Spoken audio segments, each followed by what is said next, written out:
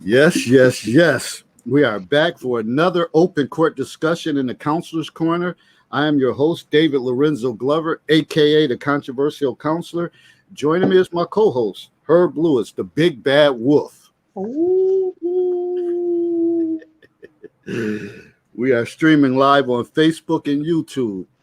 This past Monday, we discussed the topic: can modern women have it all? Family, education, and career. Yeah, that was deep. That was deep. Some women think they can have it all, but I think the consensus of that show was you can have it all, but you kind of have to balance out things. You can't have it all at one time, which sounds about right.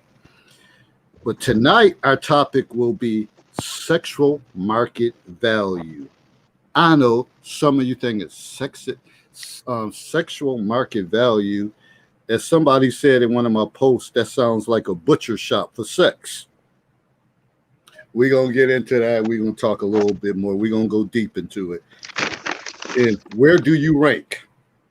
Well, let me start off with a basic explanation. The sexual market value is an individual's level of attractiveness to the opposite sex, and it's equivalent to one's own dating power. Dating power. Remember that word, dating power. A lot of times we feel we still have power in dating. Some of us have more power in that. It's just not, no, we're not all equal in that. Some people have different levels to this. Now let's go deeper. Do you believe your current self has more dating power than your younger self? That's a question you have to ask yourself. Take that time and marinate with that question right now. Tune in to another powerful conversation. Bring your knowledge and experience. Please like and share our video. And if you have not done so, please subscribe to my YouTube channel, The Controversial Counselor. Yes, indeed. Oh, man, it's been a lot going on. I can't believe that it's almost August. Like the summer is, to me, winding down when you hit August. The hell with September 21st or 22nd being the end of summer. Once it hit like August, mid August, like, yeah, it's a wrap. Man, so time is flying by. They opened up more things, but now they have that, what is it, the Delta version of virus thing going around. So man, we just can't get it right. So numbers are spiking. It's just been a crazy time, man. Just crazy. Hurt, man. I need to know, and other people need to know, what's this big deal about sexual market value? Because they're thinking like, I never heard of this shit before. Where did it come from? And I still got value. And we're gonna have to go deep on this one. This one might get you off the edge of your couch, or if you're laying down in bed, you might sit at the foot of your bed. And you might go to the fridge, find you a drink or something, because some things that may be said, you may never have thought about, having processed it and said, wow, oh, they call themselves going in. But just speaking on scientific data. All right, Herb. What's good with you, man, and what's good with this subject matter? Well, on the tails of what we've been discussing with regards to can women have it all. This is paramount to that, and I think often a lot of women look at themselves and they try and compare themselves to men, and that's not a bad thing when you're talking about earning. But in my opinion, that's where that can begin, and it needs to end, because women have a finite reproductive life when you compare it to what a man can produce. In other words, the optimal age for women to produce viable offspring without complications during pregnancy is from the ages of 18 roughly to about 32, 33. That's not to say women beyond that age can't have viable, healthy children, but the odds go down on what they refer to as geriatric pregnancy. So the risk goes up, complications go up, everything across the board increases even for healthier women. Now, we know that there are women that are having kids older. My mother had me when she was 34, 35, I believe. So I'm well aware of the fact, but that in and of itself, as they say, the exception proves the rule. So when you start looking at the finite ability of women to produce viable children, and on the other side, what men can do in terms of producing kids, you start to see how it separates itself out. There are people that question the quote unquote science behind it. It's not actually any real science behind it so much as it is biology. So when you start looking at things from a biological perspective, there was a reason why 150 years ago the laws were set up so men could marry teenage girls. That was because they needed the hands to produce crops. The more hands you had on deck, the more crops you were able to produce, the more people you were able to feed, the more your population grew. Because we have to go back to hunter-gatherer days and then work our way forward. See, we tend to work our way backwards. We tend to say, well, things aren't like that now, and that will be correct. But we have only been a post-industrial society worldwide for the better part of maybe 300 years. So you go back to the industrial revolutions beginning around the mid 1700s, when water power or hydropower will start to be used to make factories and produce goods. That's a very small segment of human time. The rest of the time, everything else was manpower, literally. You only got what you produced with your hand. Women, especially those in the upper class, they wanted the creature comforts. Running water wasn't around. Plumbing wasn't around. So if you didn't have men to create that type of infrastructure, women didn't want to be with them. And that in part was the sexual market value for men, was what you could produce. Because if you had kids, the woman wasn't going to be out there working. She was going to be at home, tended to the home life, churning butter, milking cows. As silly as it seems, this is what the women did. They tended to the home, get the eggs from the chicken coop, prepare breakfast, might prepare meals, not just breakfast, mending clothes, making sure the children's education standards were at such a level that they could continue on, because communal schools weren't around. So you had to educate the people that were in your quote unquote village. So you might even educate your neighbor's children. Granted, your neighbor may not have been next door across the street, because sometimes homes or homesteads were 2 or 3 hours travel apart. You hitch up your horse and wagon in your road there. So travelers coming through, you always made friends, because people weren't. We tend to look at society from a modern prism and not back then, as I've said prior. So all these things have come together to create the society that we have now.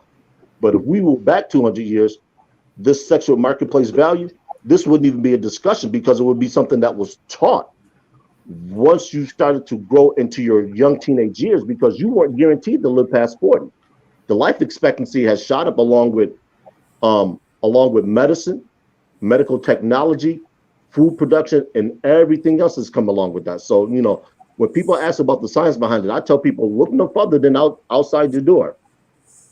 Who do you see having the vast majority of children? Is it women post 30 or women under 30? I know the average age for first marriage and first birth are increasing, but they're still under 30, because that's when women are in their generally speaking, that's when women are in their greatest physical health.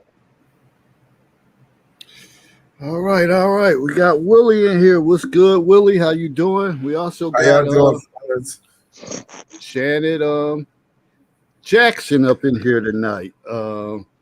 Willie, your first thoughts when you think of the word sexual market value, what comes to your mind? Hold on, let me just turn this down. I agree with her, because basically that's how it was. You look at how the progression went, and I actually did a little story on that a couple months ago about the 3 different stages of how families went from after slavery, where you had the large families and the woman had children. And if you think about it, like even my grandmother, she had I think it was like 16 brothers and sisters. Mhm. And they had those large families because the family role was to work in the fields. And the more children and people you had working in the field for the family allowed for more income to come into that family. And then when the industrial era started, which was when a lot of men went away, if you think about it, men went away to war. Some women started going working in the factories. But then when the men came back, the women went back into the homes. You didn't need the big families as much. So you still had the woman working in the home, but her role was still to take care of the family. Now you have this situation where we're in this, modern world, and the woman's role is now she's moving out of the household. The man is no longer in the home, and there's no I'm gonna say no need for a man, but there's less male figures in the households now. If you think about it, in those two stages that I've mentioned earlier, the man was the role. The man was always in the household. The man was in the home when they had the families working in the fields. The man was in the home when he's working in the factory, and the women take care of the home. Now you have a situation where the man is no longer considered viable or an essential part of the family. And so that's why you have so many broken homes. And Jesus Christ, I'm off subject. What are we talking about? Well, no, you're fine. We're talking about sexual market value, but the thing is with the sexual market value is that so many women, there's so many women out there now that have gone out into the marketplace, and like I think we talked about this once before. They've educated themselves out of relationships. I think I've mentioned that once before, where they've educated themselves out of relationships.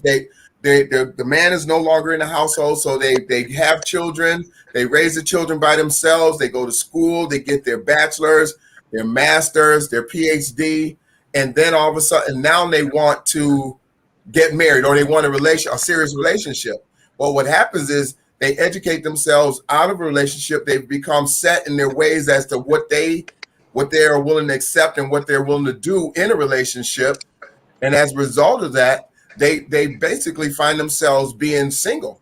So they're a lot of them are unfit. I would say unfit, unhealthy, and they're not as attractive as they think they are. Mm. And I'm going to talk about something later that happened this weekend that may actually.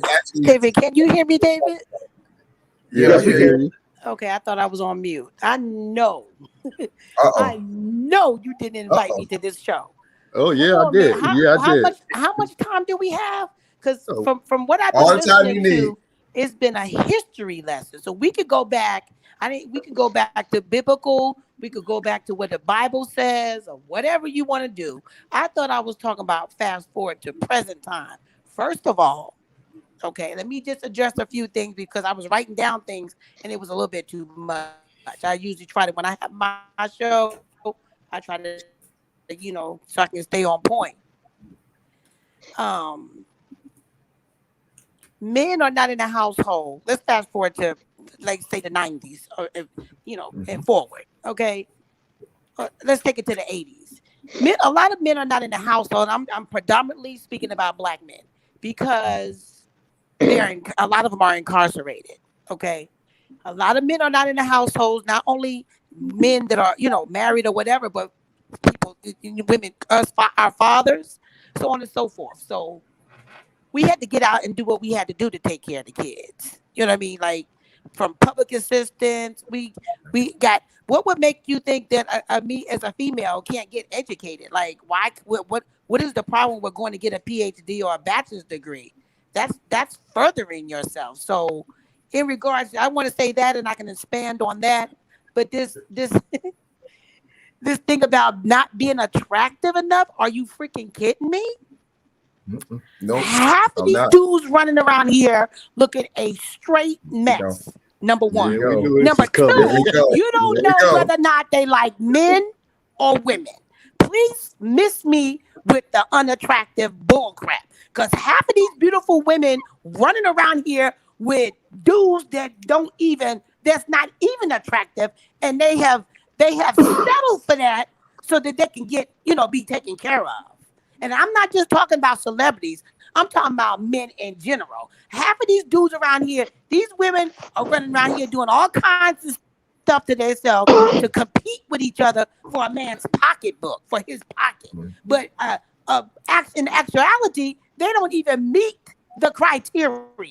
They out of shape. You know what I'm saying? They got, they not taking care of themselves. They run around here smoking weed, drinking. They're not in, very seldom. That's why a lot of my sisters are stepping out, men and other nationalities, Hispanic, white men. There's a lot of black men. I don't like to put the culture on it or the race, but please miss me with the unattractiveness, because a lot of these brothers is walking around here looking a hot mess. And they know they do, but they know they got money. So that's their little carrot that they want to deal, dangle in front of somebody's face, or one of these young ladies' face. Okay, with Janet, that's the key to the man's sexual market value as they get older. Right. It's not about the physical appearance. It's about the finances, what they have, all of that stuff, the 401k, the stability, and all of that stuff. So that's what a man. But you can flip that around, David, and the same thing. You got women that got dough too. I'll take myself for example. I'm 51 years of age. I was married for 5 years at age 33. Right, my husband at that time was 19 years older than me.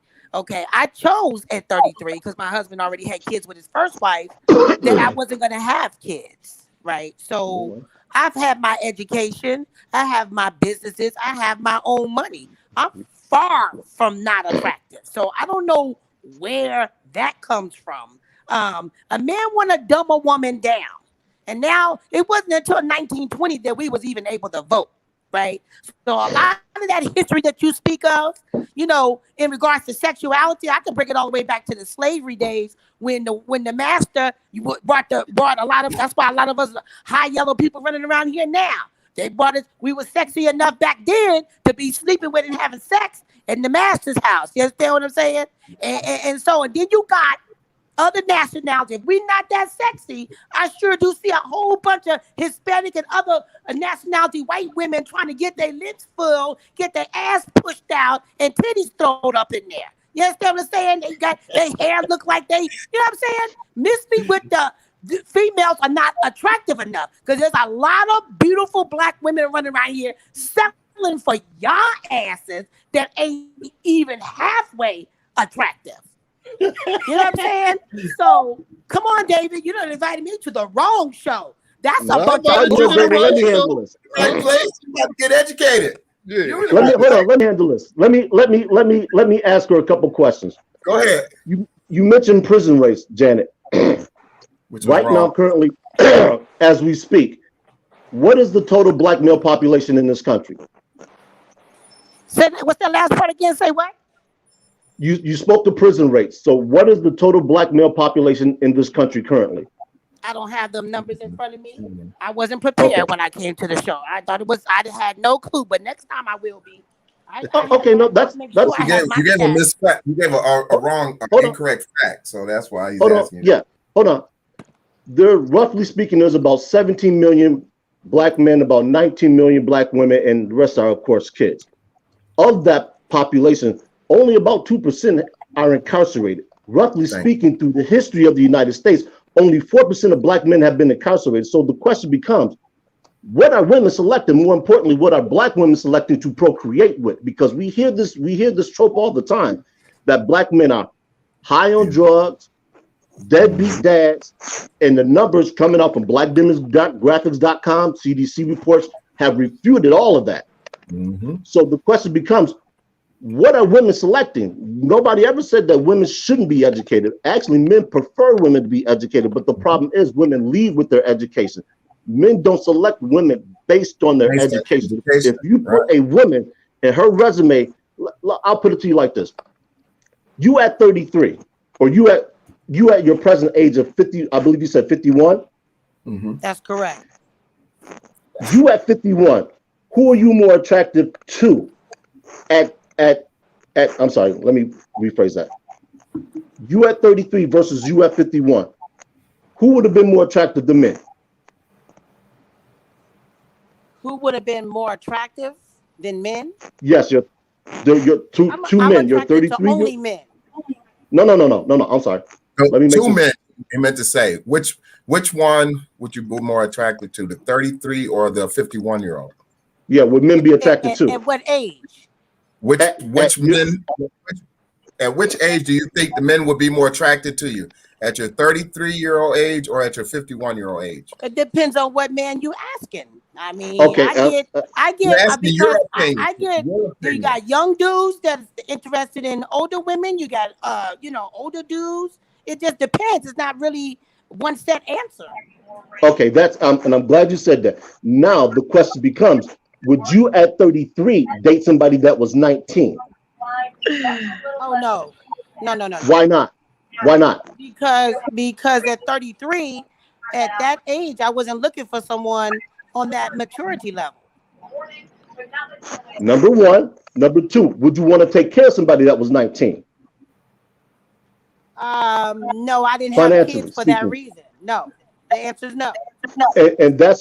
And that's part of the sexual market value equation that David was speaking to earlier, is that men, once they get up in age, their income potential rises. Women want a man that has class, that can provide financially, and if they decide to have kids, she wants to have a man that can take care of the kids because she doesn't feel that she should have to work to provide for the financial household. Not that she cannot, but that she shouldn't have to. This is why you see women marry men that are doing better financially, that are better in class, because women tend to marry up as opposed to marry down.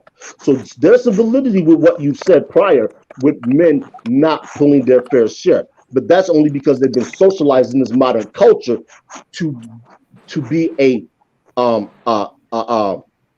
partner as opposed to a husband. That's ingrained in everything from pop culture to the media to television. This is one of the reasons why I don't watch television and movies to the point that I used to anymore, because they're indoctrinating a demographic of boys. They talk about toxic masculinity, and that's a show we've done.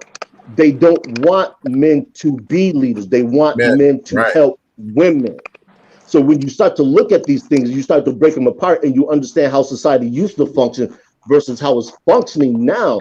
You start to understand why these become contentious issues and women push back, because as a woman ages, she tends to want things that a younger man can't provide. We all know that the average man in physical condition So can provide an this is the thing, and you're right on some of that. You're right, but see, this is where we have evolved, and it's just you could call it a level of maturity or evolution or whatever you want to call it. But women my age that feel like you got Going a in and lot out. of women now here that just Janet, you're going in and out. So it's like you every know, word, so every other word we can hear. don't want to settle for either or. She's not hearing you. You know, No, I think I can make out what she's saying. but it don't put I want to hear. everything in a box. Okay, if Janet, can you hear me? Because you were breaking up. Okay, basically what I if I'm wrong, I hope she corrects me. What I believe she is saying is women her age don't want to settle for a man that isn't doing certain things. No man is going to begrudge a woman for wanting what she can command. And that's the difference. You have a lot of women who think they can command one thing, but when, as Kevin Samuels like to say, what you can command is what you get out of the shower, butt naked, no makeup, no hair extensions, no nothing. That's what you can command. If what you out of the shower, no makeup on, is what your sexual market value commands, then that's what you're going to get. The same way that a millionaire is going to be able to command a woman that is more physically attractive, possibly younger, because his money allows him to do that, versus a man that's making $30,000 a year. That man making $30,000 a year, he's got to take what $30,000 a year is going to be able to get him. Exactly. That's the sexual market value for men, and that's the sexual market value for women. This is why we were very specific with this show in terms of what you can command as your younger self.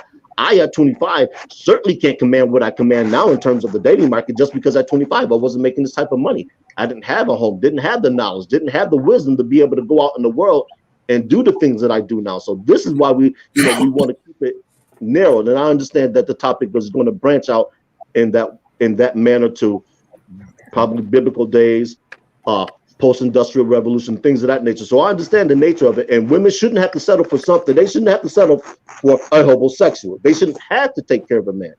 But like she said earlier, men are dangling that money out there because they know that's what women want.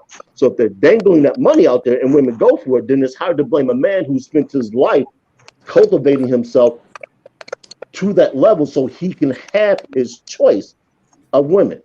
But that 50-year-old man is not dangling his money at a 50-year-old woman. He's normally dangling at a 30 or 35-year-old woman.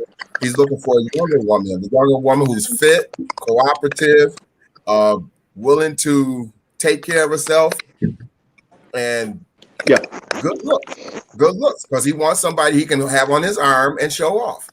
And so, for people to take offense at that, it's the truth. It's the truth. They're not going to take their money. They're not going to take their money and use that money and their influence to do that with an older woman, because that older woman is not going to be as cooperative, because she's, like I said, setting her way. She's got her own things going on, and there's nothing wrong with that. It's nothing wrong with getting an education. But what happens is, when you get that education, she wants a man who's going to be on par with her, on level with her, to be able to provide the same thing she has. But she doesn't put herself in situations, groups, and organizations and activities that's going to introduce her to those type of men. She still ends up staying around that same people that she may have grown up with, or that same group that she was with in college or whatever, and she's not being introduced to the kind of man that she's looking for. And as a result of that, the men that she do run into are what I said before, like the garbage man, or the man who's making the $40,000, $50,000, who's not making as much, may not be as educated, and now she sees him as being beneath her, right? Because he's not on par with her. But the thing is, like I said, they don't put themselves in situations where they can meet the type of man that they say they're looking for. Because when they go to those events, who's mostly there? Women. So they end up going into an event where it's more women on the same level where they are. There's very few men that are going to be in that same group with them. So now if there is a man there, they're either battling for him, or he's not interested in them because he's looking for what? A younger woman. Yeah. Or you still end up in that same situation. And like I said, there's nothing wrong with having the education. I never said there's nothing wrong with getting an education, but they do is educate themselves to a level where they educate themselves to another level. And that level takes them out of the realm for the men that are available for them, not qualified, but men that are available, men that would be interested, men that would be willing to be with them and have a relationship. They see them as being beneath them because of how much they make, or because they, in that same man, like I said, if he was making a lot of money with the big belly, not as good looking, they would go for it. Some women would go for it. But because he's making less money and the same looks and appearances and things, now he's not attractive at all. He's not bringing something to the table that's going to, create grit their interest. All right. So we got Lakia, we got Christina here. I definitely want to hear from them and with in regards to what they got to say. Lakia, what's your take on this whole sexual market value thing? Break it down, girl. Y'all crazy. Y'all crazy, period. How's everybody doing? This is an interesting conversation, because I agree with a little bit what everybody is saying. I'm striving to listen, to not just to reply, but to listen and hear what everybody is striving to say about this topic. I kind of I agree with her to a degree where And if you guys and be honest about this, everybody is not for everyone. Everyone is not for everybody. People have different likes and dislikes, and because of that, some men like them thick and some like them small. Some like them thick, some like them tall. Some just like them. Period. They like them black. They like them white. Like they just like. I remember my son was 5. He was 5, and he said he had a little girlfriend. She was white. And I was like, oh, okay. I said, but do you like black girls? He's like, yeah. Do you like Chinese girls? Yeah, you just like girls. Period. So sometimes I believe that's what it is, and we always want to put this statistic that a man with a lot of money is going to get that trophy wife, but on the side he got that nice thickum that y'all don't see that he giving that money to, that he like to hit on the side once in a while. Okay, that could be a woman or a man. Period. See, you know what I'm saying? Just keep it real. So, some like them both, you know, and so that's why I think that these statistics of what you guys are talking about, as she was saying, it can go across the board. I think even as women, for women, I think even women, some like them thick, some like them small, some don't mind a little stomach, like a little bear hug, like the little, you know, rub their belly at night and make them feel good and spoon, and you know what I mean, or some like them skinny, whatever. We all have different likes. Some people will accept some things, some others might not. I think we keep trying to put people in this bubble, and I think you're calling men just shallow. Men are not as shallow as you're trying to depict them to be. Because to me, you're putting men as shallow men to think, oh, they have to have this trophy wife. Some men don't care about this fat that's on this belly. Most men don't care. They want to put off the perception that they do, but most men don't care about little fat on that belly or little thick thighs. Okay, and men definitely like breasts. So as far as y'all want to try to act like that, even with myself, so I'm going to grade myself. I've always been shapely. Always had a shape. Now I am older, but I promise you, I get the same attention I got when I was 22. I get the same attention I got when I was 18. I get the same attention. I mean, probably even more, because now I have some at the younger age and I got the older age. You understand what I'm saying? So some women, and that's why I think you're putting people in this box to make men to be more shallow than they really are. There are some shallow men out there. There are some men taking advantage of the fact that there is a shortage of men. And like you said, Willie, when you go into a party, you go to an event, there's more women than there are men. But then you also see, and I wanted to bring this up the other time I was on the show, and I'm not going to go any further. Then I'm going to cut it off because I know there's other people. The guy was saying the statistics of how many more women were obese compared to men. Well, if you looked at that number at the perception of there's shortage of men and there's more women, that number might balance out because there's the number of men that's available to what it is of women. And that number may balance out because that number, he said, was like 63 for women, 58 or something like that, or 50 something for men. If you put that number where you put that even it out, it might be about the same number. Well, he's in here tonight. BGS, shout out. Wrong or not? What's your percent? I just think if there's a shortage of men, then that means that number might balance out because it's probably about the same if you use those statistics. What do you mean shortage of men? What do you mean by shortage of men? There's more men. There's more women that are available than there are men that are available. That's what I'm saying. There's not a shortage. So right, thank you. If you look at the, I know what you mean. I just wanted some clarity on it. If you look at the total population, if you look at the total population of male versus female, there's when they're born, they're about equal. And as BGS has alluded to once before on a show with the statistics, once black men particularly start to enter into the age of puberty, that's where the numbers start to divide, and there's more women. Right. So the older that we tend to get, the less men that become viable. And this is what we're talking about. As men start to age, they earn more.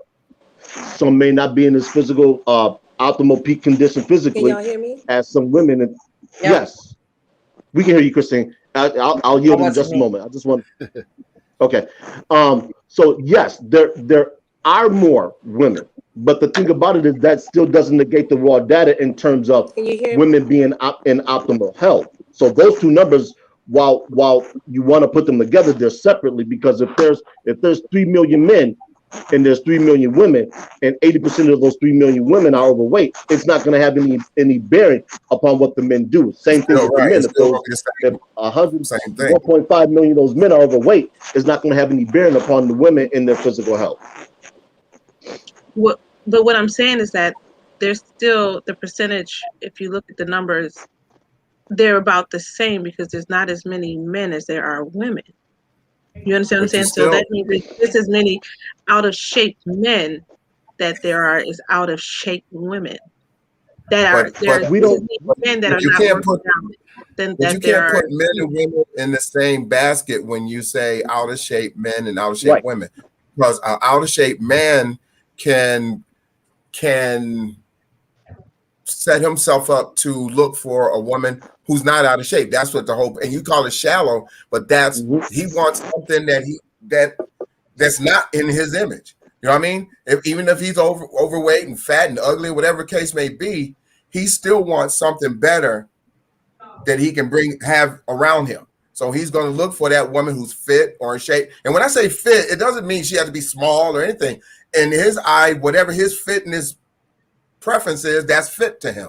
You know, whatever his cooperative, you know, someone who's nice looking in his eyes. And I say that because we say we want a nice looking man with a nice looking woman. Everybody has their own idea what a nice looking is. But people get offense when I say, you know, when we say, oh, he wants a nice looking woman, a fit woman, they first thing they think is some small, skinny woman with, you know, whatever goes with small, skinny woman. But everybody has their own preference as to what they consider fit, cooperative, good looking, whatever, you know, nice hair. You might call nice hair one thing. I might call nice hair something else. You know what I mean? We all have our preferences, but people jump to an image, their own image. They think they take one image. When you hear that, when we say that now, it's like, oh, you want a younger woman. What's a younger woman? It depends on how old that man is. He's 70 years old. He might want a 50-year-old woman. Right. That's a younger woman to him. You know what I mean? So when we say a younger woman, it's not like we're saying we want some young, small, you know, young 23-year-old woman. We're saying we want, like I said, for me, I will be 60 next year. But the thing is, I prefer dating women 40 to 45 years old. That's just my preference. I find that I get along better with them. I've tried dating people my age and I don't get along with them. And that's, I'm not going to touch that this time. And the other thing, hold on. Yeah, let Christine go, we want to bring Christine in to give her feedback on this subject matter, sexual market value. That's Christina. First and foremost, it's a theory. However, I feel like this about it. Over 22 billion people in the world, all with different likes, different tech. Everybody's unique. So when you look at that whole idea of, well, an older man making this much money wants a younger woman, he doesn't want to deal with the 50-something-year-old woman. There is definitely a segment of the population that's what they like. But there is also definitely a segment of the population that prefers to date within their age range. Mm-hmm. So it's just the idea of being stuck on the fact that, oh, well, older men with money, they don't want you. You know, you're a cast off. You have no value. Everything's relative. Like she said, I don't experience that. So, and most women don't. The thing is, and that's my feeling. I know I'm not unique in that. I know I'm not unique in that, number one.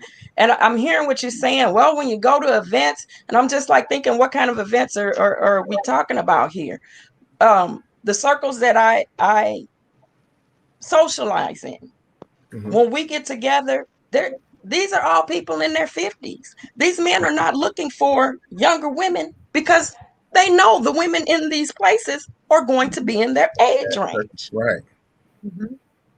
So I don't want to negate the idea that there are men out there and that's what they like. And certainly there are women out there, younger women, that's what they want. That also goes the same way the other direction. All younger women aren't enticed by an older man's money. Exactly. So true. So it's just So going back to what you said, it's about what you like. No one can criticize, no one should criticize you because you're in your 50s and you prefer a woman in your 40s, in her 40s. Nobody should criticize you for that. That's your preference. Well, there'll be a lot of criticism based on that, based on social media, when men speak out what they're looking for, and you get the common theme of, oh, you just want somebody you can control, or you just looking to do that. It's a contentious subject, and Yes, that's the point about it.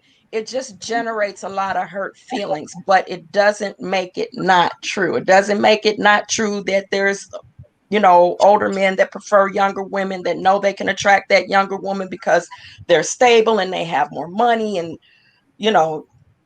and they want the younger woman because I don't know, she's more fit, or because they haven't started a family yet and they want to, and whatever their reasoning is.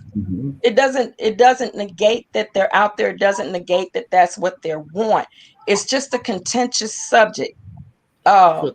Because it sounds quite often like you're telling Black women in particular, Black women, if you're over, say, 40, 45, definitely over 50, kill yourself because you don't have a chance in hell of having a relationship. That's what it sounds like. No, that's why it's such a contentious subject. That's not true. I'm not saying it's true. I'm saying that's what it sounds like. I know. So that's why you get all the contention and the pushback. That's why. And on the flip side of it, that's why men are so vocal about about their feelings. They feel like they've been bashed long enough. They feel like like women have been on their backs for a long time. And there's certainly a segment of women that I've heard it over time. Again, not per se in the circles that I deal with, but that whole thing, there's no good men out here. I'm like, where are you going, baby? What is, who are you dealing with? There's women that feel that way and they've been very vocal about it, and men have had hurt feelings because of it, and men, they're pushing back. It's a contentious topic. That's this woman or that woman or that one. That's been their experience, and to them, that is reality. So the same way with certain men that feel like, oh, Black women are obese and they want all this, and they don't want to give, they don't want to change, they don't want to, be submissive. They're just hard and they're manly, and that might have been their experience. Well, I think anytime you generalize and you put everybody into that thing, you setting yourself up for failure. You got to deal with each individual as a unique situation. So whether you're 50 and it's someone that's 45, 46, and you're like, damn, I'm feeling her. She's on point. Obviously, as we get older, we gain weight, and you try to do whatever you can to stay fit, but you still mentally, I still have a good connection. That doesn't mean like it's going to be automatic. Like, oh, stop! You're 46. I'm 51. I need. I'm only interested in women that's 34 or 35. If that person, y'all got a good connection, and y'all feeling each other. So that's reality. Things can happen. Yeah. That's reality, and that's really how things should happen. You shouldn't set these hard, fast rules for yourself, because you close yourself off to a lot of different people, a lot of quality people, somebody you might make a good connection with. My personal feeling is just let it happen. Let it happen naturally. And that's It what I've might been. be 40-something-year-old, might be somebody closer to your age. Just, I guess, and it's just that idea of keeping an open mind. It's the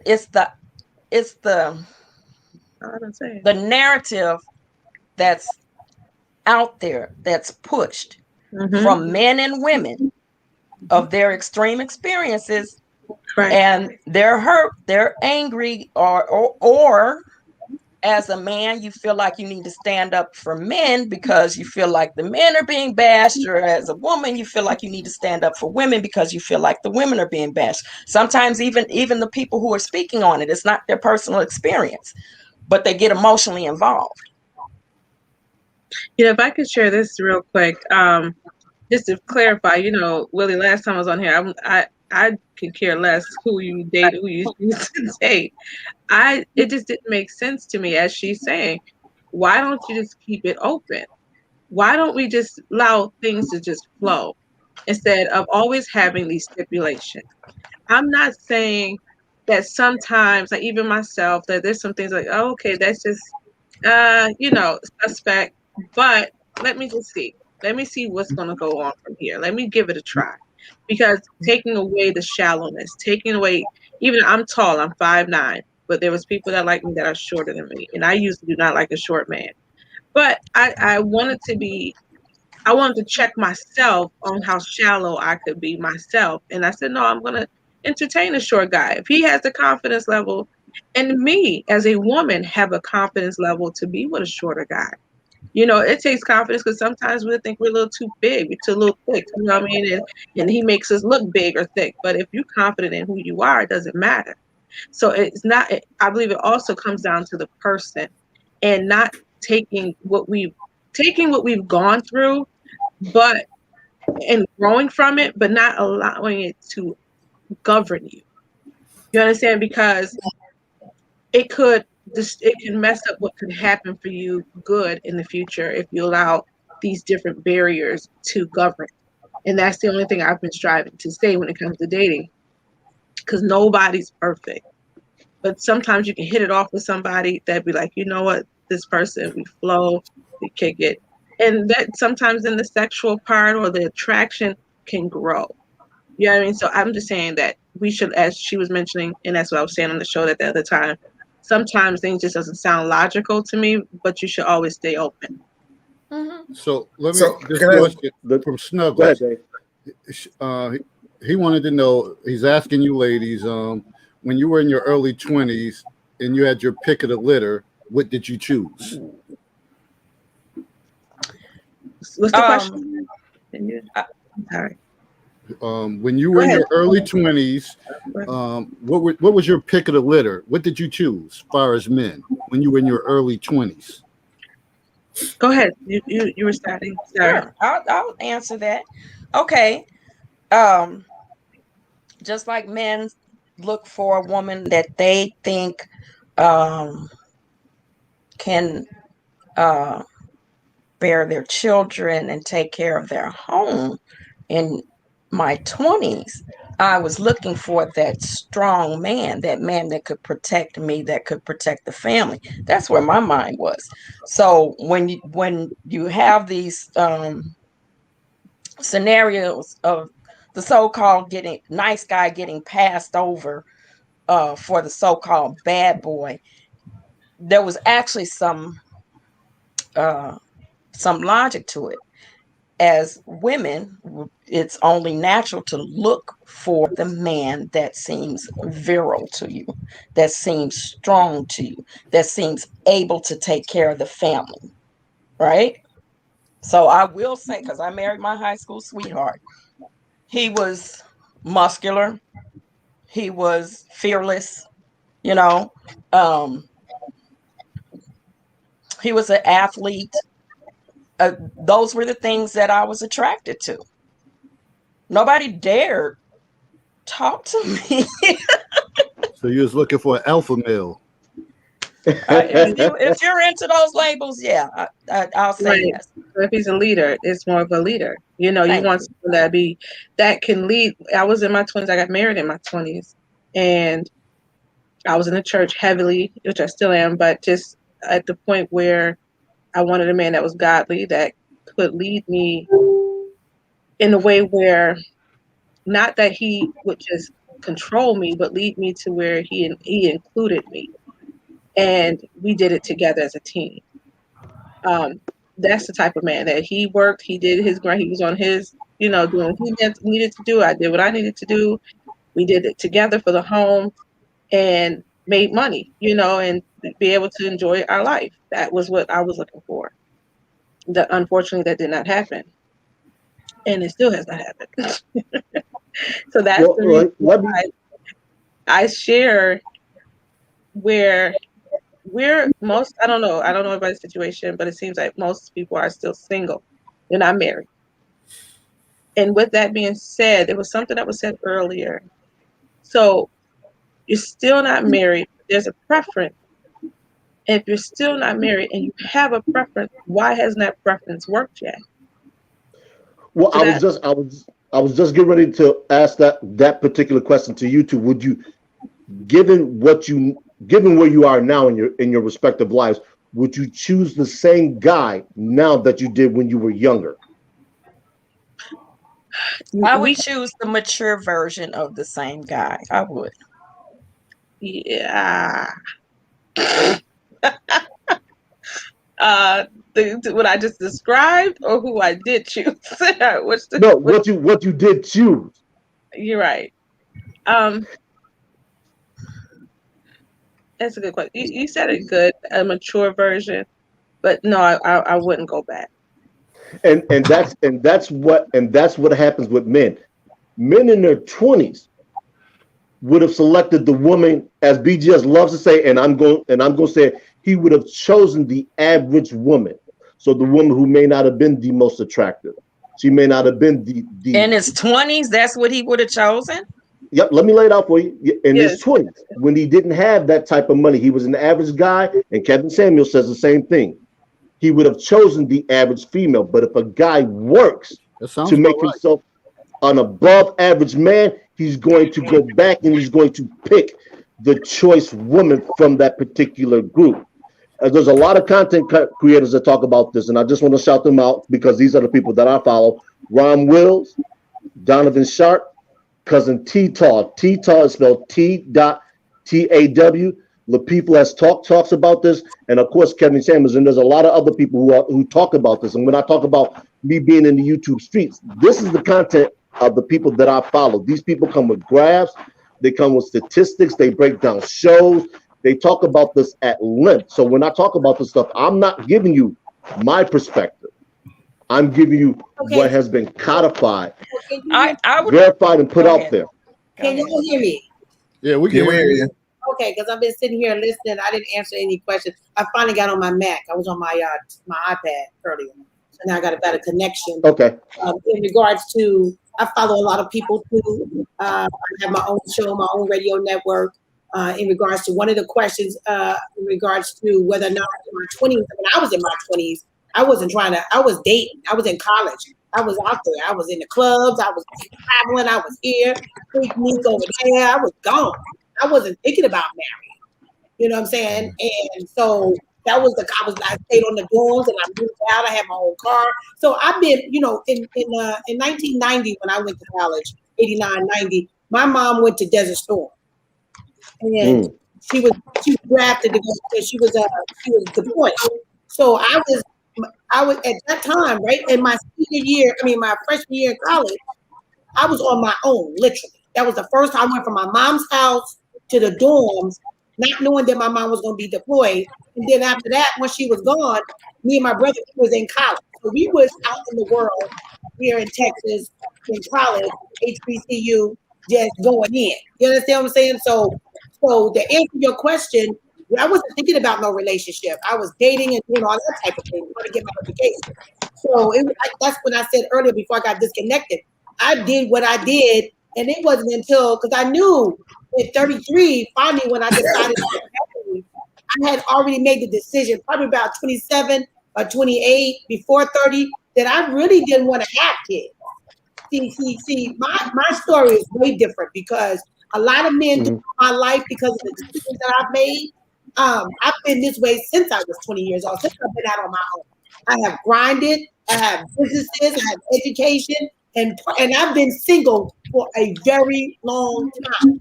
It's not because there's not good men out there. It's because the men that I have come about, the average guy like you guys, whatever, they find me intimidating. I got too much going. One dude said, "You doing too much." You know what I'm saying? That to me is a turnoff. I need you to be able to match me. But the day I die, I'm gonna continue to grind. I got things to do. I'm trying to live this life and the wheels fall off. You understand what I'm saying? And at age 51, it's like, okay, you got to make some different decisions. You either gonna continue to be single, or you're gonna find somebody that you want to grow old with. So Janet, let me ask you right quickly. Let me ask you something right quickly. So if you keep doing that and it's not working for you, what you gonna do? I have, as long as I've been single, I put this, and I know you hear women say this all the time, but I am absolutely, and I am in circles of women like myself, right, that have these conversations. We talk about it on my radio show as well. I promise you, I am okay by myself. You understand what I'm saying? She's part of that 48%. And I'm not saying that because there's not good men out there. I hope for myself that I meet him, we come together and we come together and we live our life and so on and so forth. But if I don't, I'm okay. I promise you I am. And guess what? I'm not out and I haven't been intimate with somebody in a little while. I don't sleep around either. So, a lot of people's like, "Oh Lord, how you doing this? How you doing that? Whatever." It's a decision that you make. You understand what I'm saying? And at a certain age, you get past the looks. We are too shallow as a people. We are too shallow. And it starts, a lot of these women are cutting on themselves. They're doing all this stuff to try to please men. Listen, regardless of what you do to yourself, it's from what you're going to be able to offer to that man. So initially, that attraction is there. Of course, you want somebody that's attractive. But what I want to say to you before I got cut off earlier, what you might find attractive, somebody else might not, and vice versa. You can't put everybody. I've learned in my age, you can't put everybody and everything in a box. You understand what I'm saying? So you like girls that wear natural. I know dudes that don't like girls that wear their natural hair. They okay with the pink wig. They like the blue wig. You're not. Oh, gee. Natural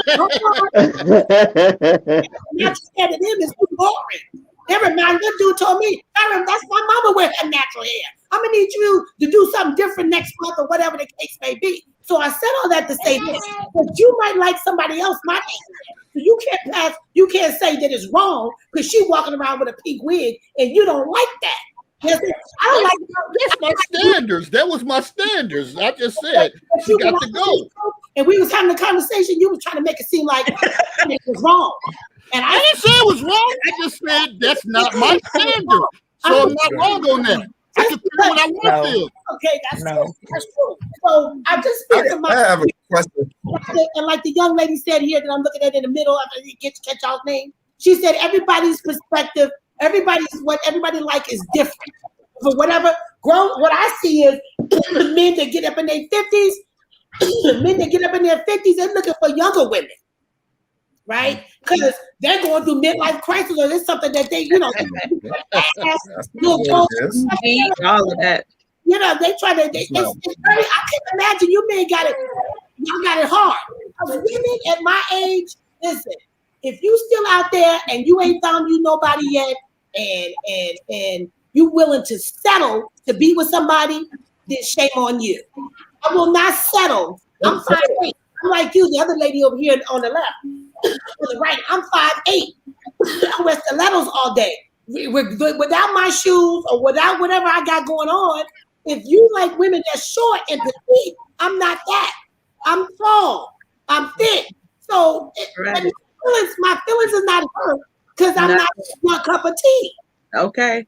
You understand what I'm saying? Somebody just as much as dudes is shorter than me, I normally date tall dudes, but the dudes that are shorter than me, I won't pass them up just because they're a little bit shorter than me. But they're intimidated by me. There's a problem because I'm taller than them. You understand what I'm saying? So I said I'm going to end with this.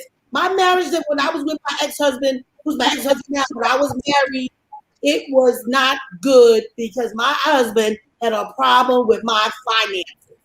Bottom line is, I made more money than him.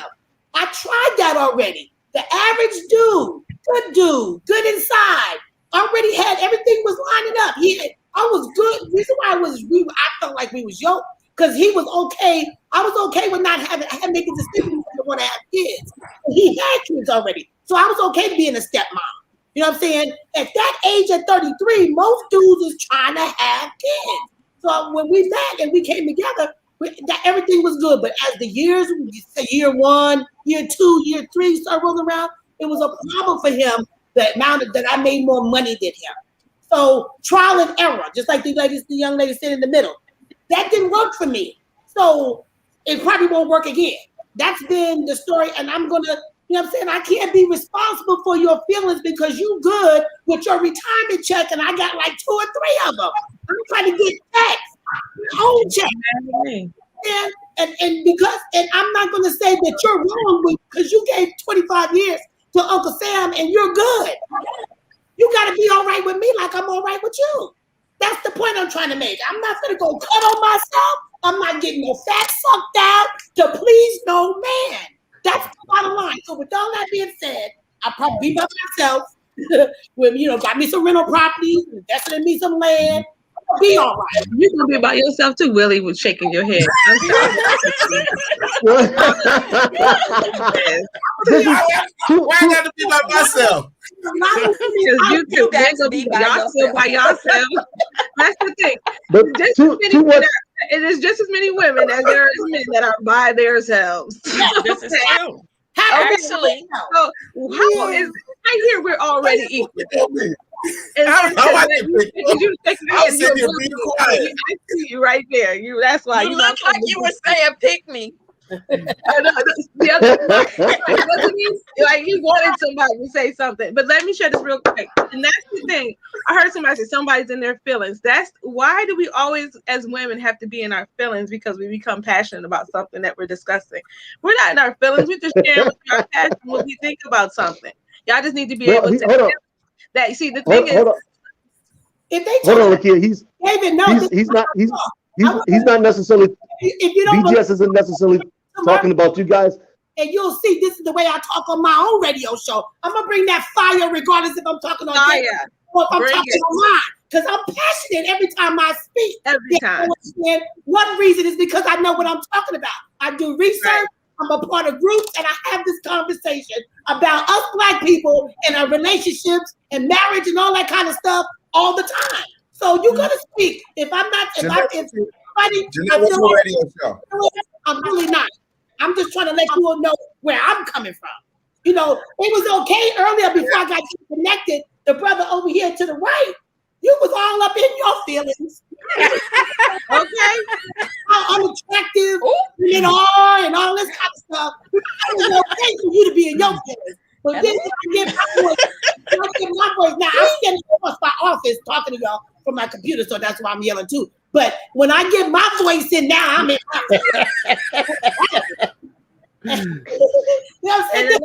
and regardless, they didn't know.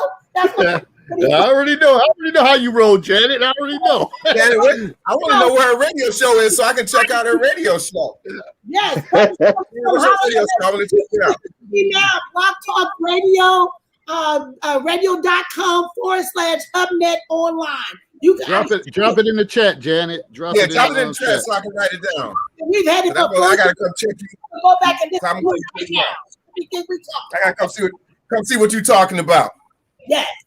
And I get him when he comes. Yeah. So I'll come see what she's talking about. And get you hooked up with somebody that want to, your cup of tea on my show. We got all kind of people listening. So you put your information in there, join my groups or whatever. We keep the conversation going. It must be had, especially when I'm passionate about my people. That's the bottom line. And we done talked about interracial dating. I was talking like this on my show and all of that. So, it is what it is. I'm good. Maybe I'll get married. Maybe I won't. Either way, I got checks. What the difference does it make? Checks on Well, checks. this is the thing about a woman, an older woman with money, and this is what Willie alluded to earlier. A woman with money believes, and this is not, it's not an incorrect belief, it's not a correct belief. She believes that she can command what she wants. And as I said prior on this broadcast, that what you can command sexually is what you look like getting out of the shower, no makeup, naked. I'll be out there sometime. Hold on. Your money to a man that's making money means absolutely nothing. And women have the notion that they can dangle their money and things of that nature that men use to attract women in front of men, and it doesn't work that way. It works in the opposite, and it repulses men because you're in a masculine stance. Money. I never said that I was trying to attract another man with money. That's the point. I want you to have your money, and you be all right. The dude that got the retirement check, we was kicking it. He's 55. He's 5-6 years older than me, and he retired. He had dough, so it was a problem for him because I had dough. It started being a problem. One time I had to pay the bill when we went out to eat, and it was a straight problem. Like, he just had a problem with me. We done went out 3 times. If you can, why he have a problem with it? I don't think he was. You ask him that because that's the issue. The first time we went out. So by the third or fourth time, I'm like, let me get the bill. I reach over, and it was after that he didn't talk to me for like a week. He said, Dad, I'm calling you tomorrow. We going out for dinner. Come on, let's go. He wasn't the man for you. That becomes another thing that we don't understand is you have to find a man that you match. You sound like my kind of girl, but we got to talk. Hold up, Willie. Hold up, whatever. John said she's 51. He said she's 51. 51. So she out of your age range, sir. You know you like it. Y'all act like I don't like that feisty. Y'all told me to keep an open mind. Y'all told me to keep an open mind. It's that feisty. That's some good. Hey, you don't know what you might get with that one. Okay. Hey, speaking of which, from the chat, my man, at Urban Legacy Filmworks just dropped a plug, and I'm gonna drop another shameless plug. The man BGS Inmore. Soon, I'm not sure when, he's having a book coming out that is the octane scale. And I don't believe we've covered the octane scale on this. I know Dr. Anwar has, and he's in the chat. Shout out to him. The octane scale really encompasses all the things that we are talking about. And I really can't extol the virtues of BGS enough. So when that book comes out, please support this brother. It's called the octane scale. Copy for sure. It's called the octane scale, and we'll get into the octane scale. Now, hopefully, Dr. Anwar can come on. I don't know what BGS's schedule is like because he's on the West Coast, and he's broken down the octane scale so many times in so many different ways that I think the people that listen to his show, I know the people that listen to his show and all the content creators that I've talked about, they benefited immensely because what it does is it gives them a better understanding of who they are, what they can attract, and where they are as far as the attraction go. So it allows them to weed out, and I forgot to mention another gentleman, and we've talked about him on the show, is Alan Roger Curry, whose book Mode 1. I think if those two books, at least from where I stand, Mode 1 and BGS's Octane Scale, if you get those two books and you start to read and understand those, it will sort out so much in your dating life that you will become literally almost an overnight success. And I use the term overnight success literally.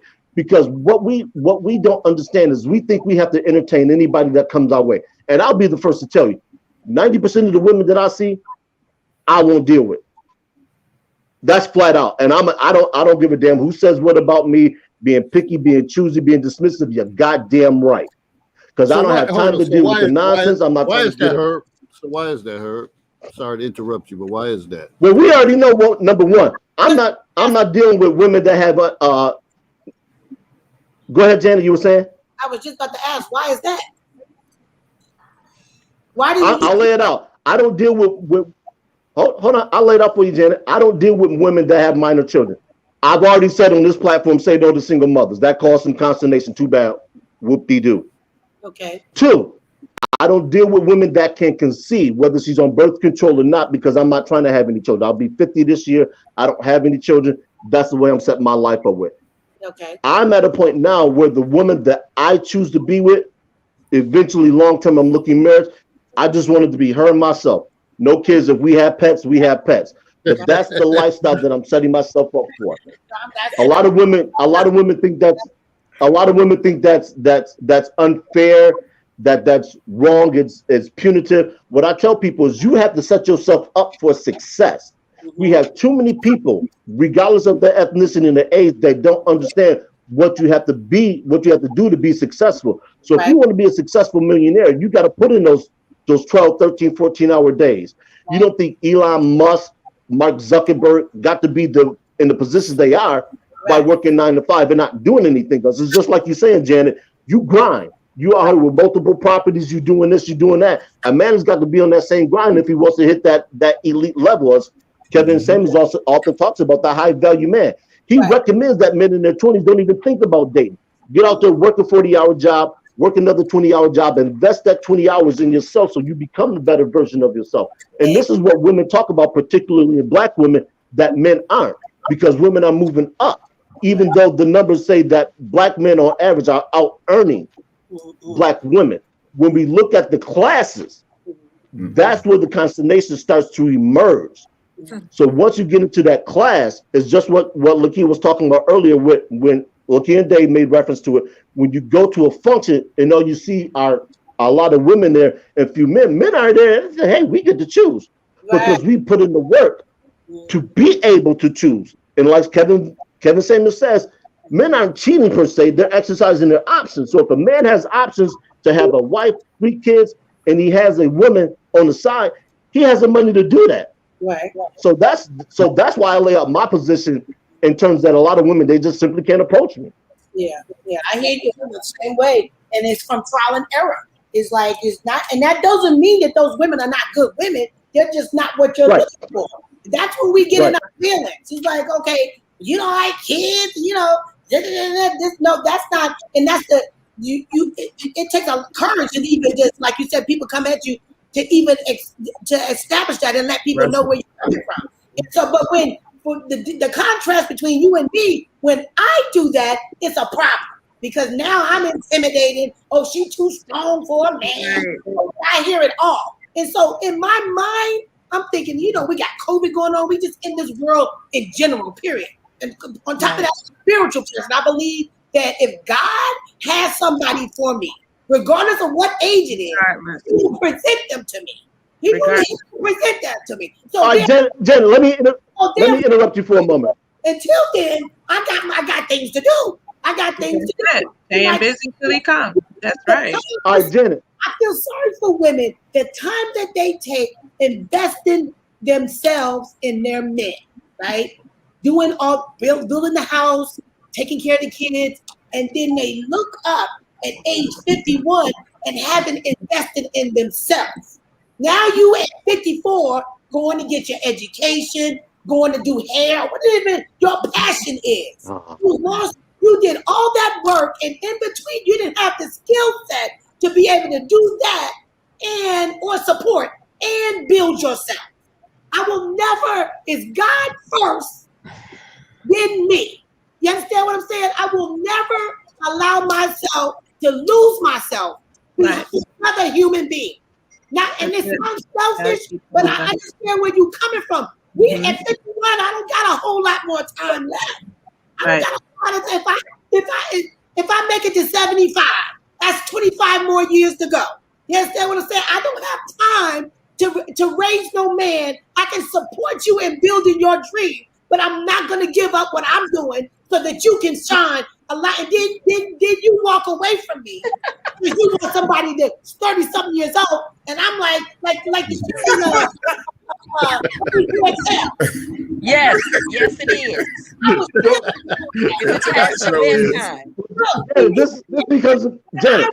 when I win, you win. We're gonna win together. That way, if we break, you got your shit and I got mine. Okay, Jen, let me intercede for a moment. When you meet, all right, let's take this for example. I've just met you. I had the privilege and the honor of bumping into you on the stream. So you and I meet. Let's say we meet at a white tie affair. How do you introduce yourself to me? How do I introduce myself to you? Depends. Yeah. Where are we at? What's going on? Like We're at a white tie affair. $1,000 plate donation. You have to have $1,000 a plate to get in. How do you introduce yourself to me? I'm not going to approach you. Okay, that's fine. So I was walk. gonna say. No, that's fine. That's fine. I you know me. I got them all covered. So I come here and I say, you don't seem like the type of woman that's interested in politics. So what brings you here? How do you reply? And we're just gonna have a dialogue in regards to what we there for. You know, It's a political rally. $1,000 a plate. And she gonna probably say to you that you had the wrong perception. I wouldn't be here if I had no interest. Right. But that's why I'm asking her. I wouldn't be here I if was I helping couldn't my be sister out. here. I was helping I am my sister's keeper. Yes, I am. I'm a fine person. It depends on the situation. It just depends on if we listen to music, if we, whatever. It just, it depends on. I let the man lead. You lead the conversation, and I follow. Her basically asking you, why are you here? Why am I here? Yeah. Yes. Supporting the cause. What cause? Whatever the event is that we're at, I'm supporting the cause. So you believe in abortion rights? Absolutely. Okay, because that's because of the individual you're at the function of. He's trying to sign an anti-abortion bill. He doesn't want women to have abortion rights. We're talking about politics, so you're gonna have to come to my show for that. You're gonna have we talking about. Listen, my position is this: I don't support killing unborn children. I support the right to choose whether or not you should. Right, and what I'm saying is this individual is against that. I'm not gonna judge you because you decided to do that. Where are we going with this? No. Are we leaving the topic? Hold on. Slow down. Yeah. All right. Where all this come from? What I'm trying to, because this is the thing I'm trying to get people to see and understand. When the introduction occurs between two people, a lot of women in her position, they take the masculine role as opposed to being in their feminine role. No. So she just described the feminine role because she said, "I'll let him lead and I'll follow where the conversation goes." Correct, but hold on. Go ahead. But the problem becomes, how far does she allow her to be led? She allow herself to be led. If she only allows herself to be led so far, then she's stepping out of her masculine role, out of her feminine role when it suits her. And this is what she was talking about with the guy earlier when he got upset about pain. If that guy was getting upset about pain, then she needs to find a man who's never going to have a problem with pain, because this is what Kevin Samuel says: a high value man. But you don't know until it happens. So when it happened to her, that's when she found out. But these are the topics that I'm a proponent of being an open book. So I'm going to ask these questions up front because I don't have the time to waste. And this is what I was talking about with Mode 1. Mode 1 deals with the manipulative time waster, the sexual prude, and all those things. This is why I said read the book, because he talks about this. So if I'm meeting a woman, I want to get to know her as quickly as I possibly can. What do you do? All of that. Okay. They got to fill out. Remember, I said the perception of the man. So you assume, I just said that it's been intimidating. Your manhood is messed with because nothing masculine about me. If you feel that way because, like the young lady said before, or women you dealt with in the past, they're after you to pay their bill. You understand what I'm saying? That's your experience. There's nothing masculine about me whatsoever. I let the man lead. I believe that a woman should submit to the man, and so on and so forth. I'm not masculine, not even a little bit. my point is that your men's perception of me is of just what you said, because I want to occasionally, I didn't say I was going to pay all the bills. I just wanted to give, take a break. I felt some type of way when it's been about 5 or 6 different days, and you haven't allowed me to leave a tip. Yes, sir. In the beginning, So why wasn't that seen as appreciation? Like in previous conversations, posts, and on the broadcast, we've heard, I done took you out on dates and stuff, and I can't get a sandwich. Right. We've heard things like that. Yeah. I'm just said saying. that. All I want is a damn sandwich. We've heard, That's right. okay, I'm only gonna take you out on a few dates, and then you need to be inviting me back to your house to cook, because I ain't doing all this. Yeah. So she took the opportunity to show appreciation by paying for the date, and it was taken offensively. And now it's called masculine. No. Hold on. Wait a minute. One moment. Men, some men, not all men, look for acts of kindness and appreciation, what you do in the home, not what you do with your money. When a woman is doing things with her money, it symbolizes to a man. It symbolizes to a man. That's why I said son. It symbolizes to a man that I can do this too. Men don't want a woman that can do what he wants. He wants a woman to do what he can't do. That means I don't agree with that. I can't. I gotta be with a man that feels like I can't do what. Why can't I do what you? No.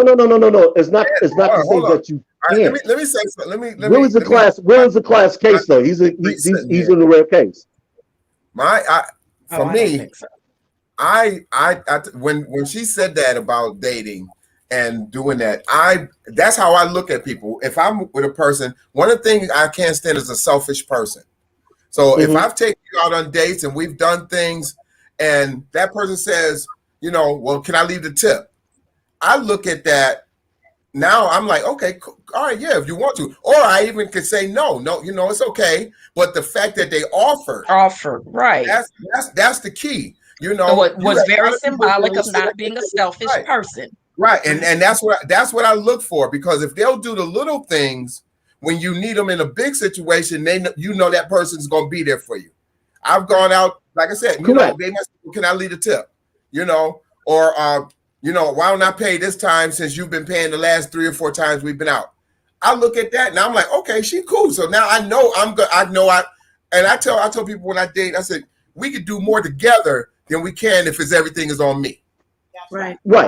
That's I believe most men appreciate when a woman is willing to contribute, not to be that trophy sitting back, just you take care of me. Right. I need my hair and nails did. And when you say that, some women don't get that. When I say that to them, they look at me, they don't get it because they have no intentions of wanting to do anything. They want to sit back and reap whatever I do for them. But then that shows me, okay, this will probably be our last or our second to last date. If we enjoy your company, we might do some things, and that's it. We'll hang out when I feel like, okay, well, I don't want to call anybody else, or I can't call anybody else, or I'll call this person now because I know how they are. So my activities will be limited. But if it's a person that I know that we can go and do things and it doesn't matter really who's paying, I know she might say, let me pay the tip. And I say, no, that's okay. I got it. But the fact that they offered, or we're going to say, you know what? You took me out the last 3 times. Why don't you let me take you out? All right, cool. Now that kind of person out and we get along too, because we wouldn't have gone on 3 or 4 dates if we didn't get along, if we didn't enjoy each other's company. So then in that instance, I'm going to say, okay, I'm going to do more things with that person, whether we end up dating or whether it becomes intimate, no matter what it is, I know I can do things with that person and enjoy their company without it all being on me all the time. The other part of it was, I forgot to say, it was because it was Veterans Day. And I always tell him, thank you for your service. He would buy me, he opens up the doors, he buy me flowers. And so here it is, Veterans Day. And I'm like, okay, I'm about to hit him. I'm about to surprise him. And I reach for the bill, And so in his afterwards, his thing was, because it was Veterans Day, he should have paid. I'm like, okay, well, you know what? I always tell you that you serving 30 years, 27 years. Thank you for your service. This was supposed to be a treat, and it was supposed to be a surprise. We haven't been the same since because it was a turnoff to me, but it's not something that I'm not used to. So instead of putting all that effort and time into it and worried about it, we friends and cool or whatever, that's time that I'm taking away from finishing my bachelor, my master's degree or whatever it is I got to do. I just put that energy into something else that's going to push me, that's going to build. I have to build. I have to. You know what I'm saying? That's just me. It's a part of me. And so if you don't like me because of that, or you need somebody that's going to not do that or whatever the case may be, I'm okay with that. I totally understand. My feelings is not hurt. That's why I've been single so long. The time it's going to take me to get on the dating side, go to the after hour drinks and meet this dude and trying to get the right, that's too much time. I could be doing something else to build me up. That's the point I'm trying to make. Or support my sisters have businesses or whatever the case may be. You know, that's the kind of thing I'm into. Go to church, read my Bible, you know, and if God brings somebody, he puts them in my path, then that's who I was supposed to be. Period. Okay, let me ask you this question. Well, I'm gonna be on the air tomorrow with you when you get on your show. You be ready. Listen, real quick, if I can just share this. That's one thing I do notice about men is that when women are successful, they do come across, men are more intimidated by that.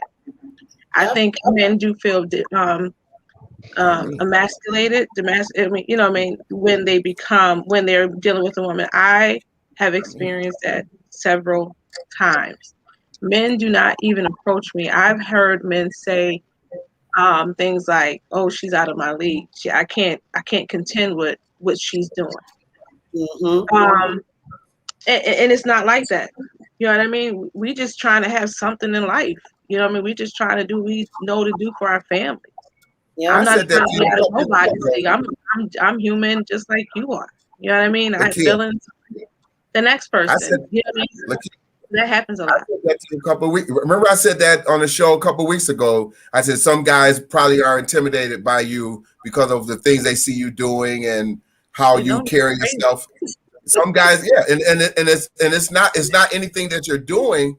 It's just their perception, and they're looking at you and looking at themselves and seeing that they're not where they need to be to, really step up and do what they need to do in that relationship. It really doesn't have anything to do with you. It's all about them seeing themselves in the picture with you, and they don't. So there's nothing to do about that. And that is what she's saying. It's like we get that too much. Like it is. It's a reflection of the man. It's not the reflection of us. And that's what we believe. Like a lot of that, where men are saying that women, they don't want to deal. And I've heard that. And David, you said that too. Like on that last show I was on, you were saying, well, in the counselor's corner, a lot of women say, they're not going to deal with this. They got to deal with that. I wanted to say hogwash. Isn't that one of your words? Hogwash. Mm-hmm. I believe most. In my opinion, from the conversations I was the only child, so I was always around older women. I was around my grandmothers, great grandmothers, mama, you know what I mean? And then even now as a woman, a majority of my friends are older than me. They're much older. And I hear it from all kind of women where, you know what I mean? Just, I hear it from everybody. And what I'm striving to say is that a lot of times men just want women to stay in a place that doesn't make them feel like they're less of a man. Right. And what I was trying to say, what you said, David, that women, like I said, I feel like when a woman meets a man, we most of the time are striving to be what they want us to be. That's my opinion. I think that for most part, we're willing to be flexible. We are willing to bend, especially if you have that. Remember, I told you before, you have that swag that make us feel like, okay, he's feeling me. You know what I mean? And we want to give you a little bit more. We want to give you ourselves. We want to be more, open with you because we want to get that connection with you. I think that's my opinion. When women go into all that, they won't accept this and that, I believe that's hogwash to a degree. I know we're not going to accept no disrespect. No, we're not going to accept no nonsense or some, trying to like string you along junk. But someone that's genuine and striving to do good in life and want to just connect with somebody, and do right. You understand what I'm saying? Then, I think we're willing to be open. Yeah, Most women just but the thing is, you can say that, but you got to be in those situations. You got to be approachable. Right. Some Right. women are not approachable. Right. It's just the way you carry yourself, and guys Right. can read that vibe, whatever. Like, oh, I Mhm. can't say nothing to her. If you're Mhm. approachable, that open up different avenues, Mhm. and he may not make as much as you, but you'll find out like, oh, this guy got personality. He doesn't Right. make it. He's willing to listen. He's willing to grow. I can work with him. You But know, if you kind of got that attitude and based on your body language, because we remember we know that the body language, that the non-direct is Yep. always the higher level of communication. yeah. It's what you don't say. And some guys like, I ain't about to approach her. I'm not about to say anything here. And it very well, you could be a nice person, whatever. But if you come off that way or your body language represents this way, he's not gonna step to you like that. Yeah, but then who? But you're not. I'm not responsible for you. You're not. Why not? But sometimes you can. We get the what you. We're not going to get married. Somebody always approaching me at the gas station. I'm like, okay. You know, one guy was like, "Let me pump that for you. Pump your gas for you." And my first mind, I was thinking I could pump my own gas. He was a Hold on, Hispanic. stop. Let me stop you right there. Let me stop you right there. Yeah. Men are taught to do those things for women because it's chivalrous. I know. And this is the problem that a lot of men encounter, is that what they're taught no longer is relevant to the world they inhabit. So when you have a man that's groomed to do those things and a woman such as himself rebuffs that, he's at a standstill in a holding pattern because nobody else has taught him that those are the things that women value these days.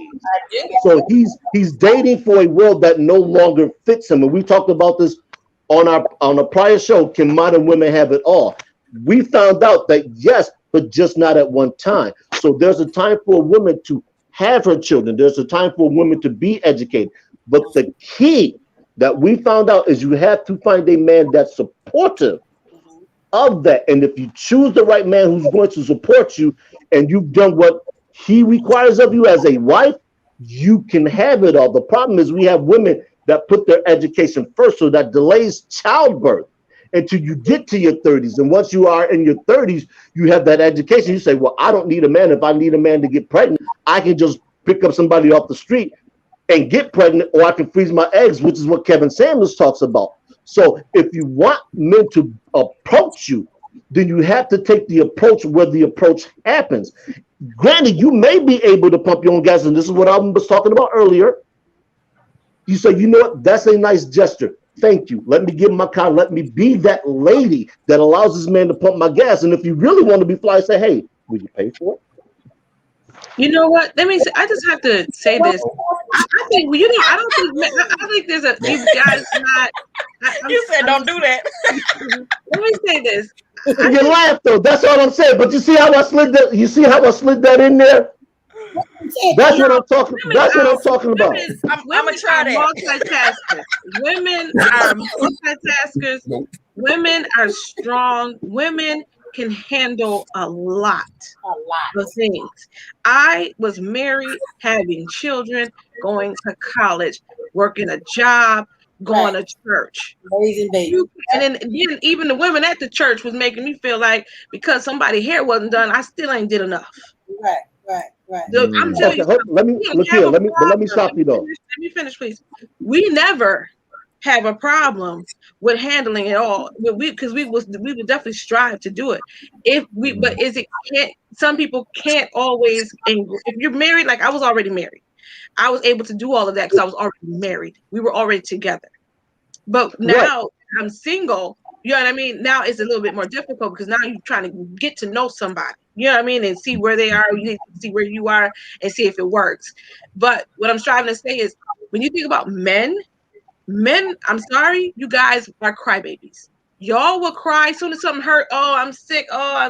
We will work through sickness.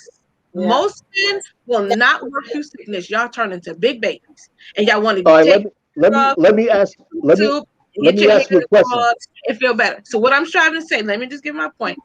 My point in sharing that is that we, like you said, Herbert, you said earlier that women, we want to go to college. We don't want to have babies. We don't need a man. No, we will still have that man, have them babies, get that degree, make it happen. Work that job. But the thing that happens is the man does not stay supportive. Majority of the time, not all the time, but the majority of the time, the man does not stay supportive because they get intimidated by the woman's growth. She's not asking you to do what she's doing. She's asking you just to support her vision. When I shared this, and then I'm gonna get out the way. I take salsa dancing. Yes, I do. All right. And I'm enjoying myself. But what I learned, all right. Yeah, you got to show more steps than that because you're struggling what you just showed us. I'm joking. Okay. I'm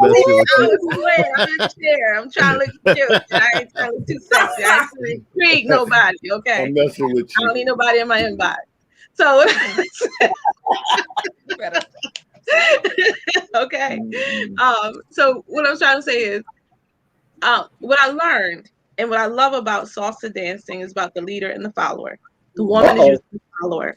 I love it. I'm gonna tell you, I loved how, but what I noticed is that we switched dancers. There were some men that moved stiff. And I couldn't tell where he was going, and so I'm trying to move with him, but he couldn't give me that love language I needed to hear, which is more dance language. I love because we don't know each other, but dance language let me know where he needs me to go, where his next move is. So when he, like, you hear, you move, I move just like that. So then I danced with a guy that had to move, his body move, I moved, and it made me want to move in a certain way that made him want to move more, and we just had a nice flow. And what I learned in that, I will flow with a man that's making me flow, like making me feel beautiful, making me feel like I want to give myself to him because that's the way he led me. But if he's not leading, if he's not being communicative, if he's not letting me know you that woman, you feel me? Then I'm not going to have that confidence to give you that I'm that woman. And then also when you watch people dance, if you watch most dancers, the majority of the people are watching the woman. They're not looking at the man. Like even women are watching the woman like, man, she moving, she beautiful. Oh my gosh, she's doing her thing. We're looking at the woman. So when the man makes the woman look good, the whole unit looks good. That's right. So that's the part that I just believe that most people are failing to understand. When you let that woman shine, man, that whole unit gonna shine, and everybody gonna be like. Because when I got divorced, they said, we thought you was happy. We thought you had it go. We thought y'all no, because I made it look good. I didn't let you in my business. I kept my mouth shut, and I went through that pain, and I didn't let nobody know what I was going through because I made my unit look good. Right. Then I got tired of letting my unit look good. Now I'm like blasting everybody. Dirty, they grimy. Get rid of them. Kick them to the curb. But I had to stop. so that mask started peeling off, right? It wasn't a mask. It was hurt. It was bitterness. It was upset. So now I'm healed. Thank you, Jesus. And after all of that is growth. Growth. But see, that's what I was talking about with the initial meeting with individuals. I'm a proponent, and I said this earlier, I'm a proponent of opening up your deck of cards and putting them on the table. Too often people want to hold back. And this is why you get into those situations where you waste time on 3 or 4 dates because people are unwilling to, as Ron Wills talks about, the mask. People are unwilling to remove that mask and let somebody see who they are so you don't waste that time, so you can clear out the refuge, so the individual that really is for you. And this is what I was going to ask Janet. Some of the things that you mentioned are antisocial. That doesn't mean you are. Jaquan, a fool. I should say that real quick. So the reason why, because I tell people, go out and volunteer. Sorry. Go ahead, Kristen. You asked a question? Yes, I did. No, I'm sorry. I was reacting. Oh, okay. Yes, I did. I tell women this. I tell people this, but specifically women. Is anti-social in regards to trying to meet someone, or is it anti? Because see, I socialize with the circles that I run in. Is I'm around people that are like me. I have surrounded myself with those. I'm already chosen. Business-minded people, men and women, right? So there's a lot of people that, women that's my age, that's married already, been married for a while, but they're about their business. So I try to be about my business. And if that's presented as being anti-sociable, then I can't be responsible how you feel about that. That's No. It's not. No. It's not about my feelings. You said you go to church, read your Bible, and a couple other things. Rarely did I hear you, like Lakia said. She said she went to salsa lessons. I didn't hear you talk about any volunteer organizations you belong to. I didn't hear you talk about going to the library. I hear you talk about going to the park. Those are social behaviors because you're among the masses of people where somebody can approach you. The salsa dance was at the Delaware Park at the Rose Garden. But that's what I'm talking about. You're among the people. And I was also actually I'm a second VP of a not-for-profit organization. He was. Lakia, slow down. Lakia, slow down. He wasn't referring to you. But hold on. I'm talking about Janet, though. Okay. I'm talking about Janet. I'm talking about Janet. That's why I said slow down. I'm talking about Janet. That's what I'm saying. Let's say you go to a place where you don't know anybody. They're all doing things you've never done. All of a sudden, you're in a different realm, which you have to open yourself up to. If you're constantly hanging around the same group of people doing the same things, you'll never get to meet anybody that's doing something different than what you are. In order to get a different outcome, you have to do something different. And David talks about that all the time. This is why Kevin always asks, what are your outcomes? And if your outcomes aren't what you want, then you have to do something different. You can't build with square blocks hoping to get a round facade. It's not going to happen. So you got to go place where those round blocks are. And if you're not where those round blocks are, you're going to continue to get square buildings. That's all I'm saying. I didn't open myself up to you. I have a radio network. I have a nonprofit, a 501c. I just got back from Vegas, and I'm so, as much as COVID would allow you to be, because prior to COVID, I had things. I got a government job. They send me here. I go over there, or I might go out with my girls. I just came from the lake, the spa. As much as COVID allow you to. All right, so let me ask you this, Janet. How many men have approached you at those venues? I don't know. When I was in Vegas, I went to see Dave Chappelle. That was Hold on. Wait a minute. You were his questions. How many men approached you while you were at those specific events? Let's take Vegas.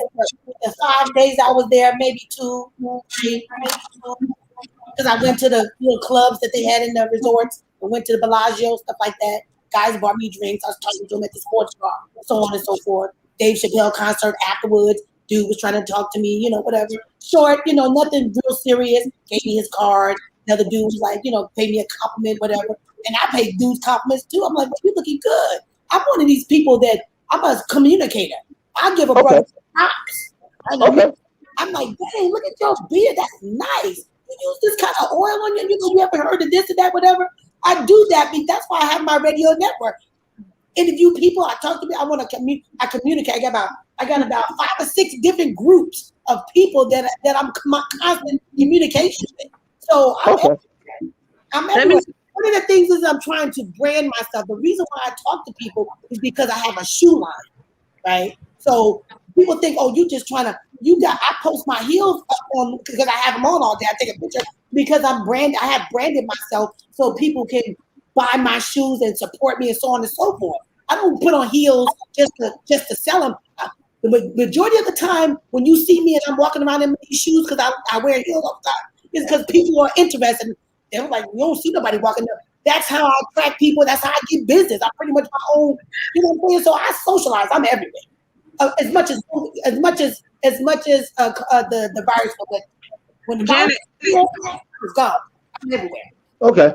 Let me jump in real quick, please. I'm gonna show you this show, and the comments have shown what we've just described as how men don't appreciate women that do well in life. Because the men in the comments have been bitterish from the jump. You would think a man would say, girl, you do your thing. Girl, you doing good. Woman, thank you for being an example. Thank you for not being a thought, or thank you for not being that kind of woman that's sitting on her tail doing nothing at home. Thank you. No, but we get these doggone compliments that show the character of a man that doesn't appreciate beautiful women and women that do well in life. That's the part that we're having a rebuttaling about here. So yes, why shouldn't Willie say, you know what, yes, you should do your thing? Why shouldn't he say that? Why shouldn't he not congratulate a woman when she's doing well?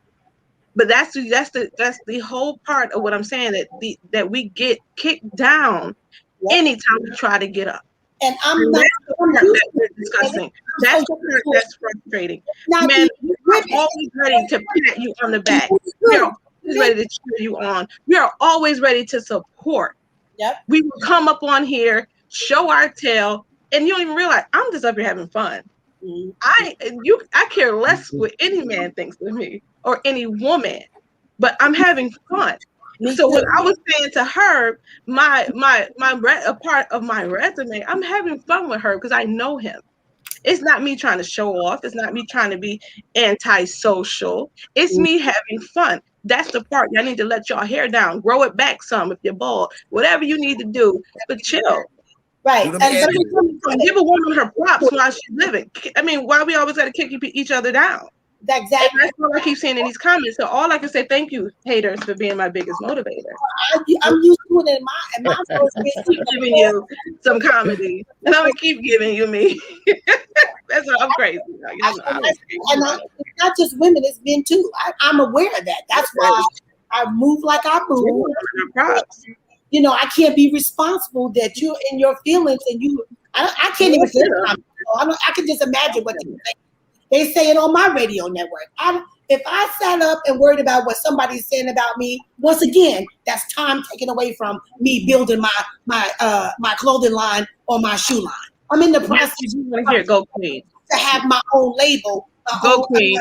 Some thigh-high boots. So as long as you're talking about me, that's fine. I just support you. Your wife or your girlfriend, I can sell them some boots. Keep pushing. I want your radio. I want your radio information. She's gonna post it in the hopefully she posted in the group chat, not here, but in the Facebook the controversial Is it in there? corner. The Okay, I'll look for it. Okay. But that's and he probably might be her king when she get older. You don't know. That might be just what he need. A woman just like her. Just because she ain't your taste, don't mean that it's not his taste. Remember that. Snuggle. My producer's probably listening. Snuggles. He will get that. He's been invited. He's probably inbox me right now. Michelle, calm down. Is my and I just speak. David invited me to get the hair out the way. Topic. We talking about when I see that comment about the pink wig. I'm like, oh no, you need to invite me to the show. We need to have and that whole thing was based on somebody with a long pink wig down to her ass. I said that's not for me. I don't know where all this anguish came from because I said it was not for me. No, you're not supposed to say that. You're not supposed to say that. You're not supposed to speak. So we can't speak on what we want. We can't. No, we can't speak on what we want. If we do that, we hating, and we bashing and everything else. You're not allowed to say what you want and what kind of woman you prefer, or what kind of taste you have, or what your preference. That's not true. That is so very true. I just said what was the logic behind? I didn't understand the logic behind. It's not for you to understand a man's logic. I didn't understand the logic. If a man's preference is what his preference is, it's not for you to understand it because you don't understand it. It's not logical. It's in his mind. If that's what, just like if something you want, if it's a certain type of person, if it's a certain type of person that you prefer, that's what you prefer. If you like a certain type of cake, a certain type of pie, and I was I don't like that pie. I don't eat that cake. Ethnic beauty. And you know what, Willie? And that's all I said. I didn't demean the person or whatever. Like she ragged as hell. I just said that's not all beautiful. Get her walking papers. I said the same thing, and man, I've gotten called a basher and and I'm a hater, and I'm angry because I got a divorce. I'm like, how did I get into me saying I prefer a certain type of woman? You know, I'm like, none of that has to do with Stroking sisters on Section 8 and EBT, WIC, SNAP, free child care. What you reading? They in the comments acting up. These guys are so upset. They're so upset. You know, the one thing, and BGS just alluded to this. He said the chat is undefeated. I will give you this piece of advice. Women give a voice, and the thing Hold on. It's funny. It's hilarious. I will give you this piece of advice when you're doing a live stream. I don't think I can take that advice, because what you're going to do is repeat what he said. No, you gotta let him speak. That he said is that the chat is undefeated. If you let me speak, if you let me speak, I guarantee you will agree. Oh, there's the comments. I see it. You see it, girl? They going in on us. Listen to the next 15 seconds of what I'm about to say. Could y'all listen what Herb got to say? Because we're working. Oh, I see it now. Just Okay. listen to the next 15 seconds of what I have to say. When you are doing a live panel I hope you have discussion, daughters. I hope you're teaching them to do the same, boo. I hope you're teaching your daughters. listen to the next go big, 15 go home. seconds of what I have to say. That's all I'm going to say. When you are doing a live stream of this kind, ignore the chat. Ignore the chat. Oh, I never watched the chat until they just said it. I never turned it on. Ignore it. The only reason David and I pay attention to it is because we're hosting the show. We want to bring up relevant points. But 90% of the chat, I I ignore. never even look in there. I turned it back off. I don't even look in there. Yeah, because a lot of people in the chat. Teaching their women, their daughters. Hold on. Look here. Don't worry about what they're teaching. Listen. Don't. Listen. I'm going to share my thought, just like everyone else shares their thought. So my thought that I'm sharing is that I pray that men are building their young women as I am building mine. To be actually, no, men aren't really. Men don't have control of the kids. Women that are going to be have a work ethic. Women that are going to love themselves. Women that are going to be confident. Women that are going to be tenacious. Women that's going to be just brave, and let them know that. And then when God, like she said, when God has a man for you, He will lock you in with him, and He is going to do well. Y'all going to do well together. That's what I'm teaching them. So as far as I hope that they're teaching them to be and be proud of their women that are doing it, not being upset with them. Listen, Lakia. The best knowledge piece is for, even though it may be some comments coming through here, just to read them and just to gather that data. Yeah, that's it. To see what people are saying, whatever. Because again, these are people with different experiences. Living maybe in a different environment, that it's always best to listen to what other people got to say.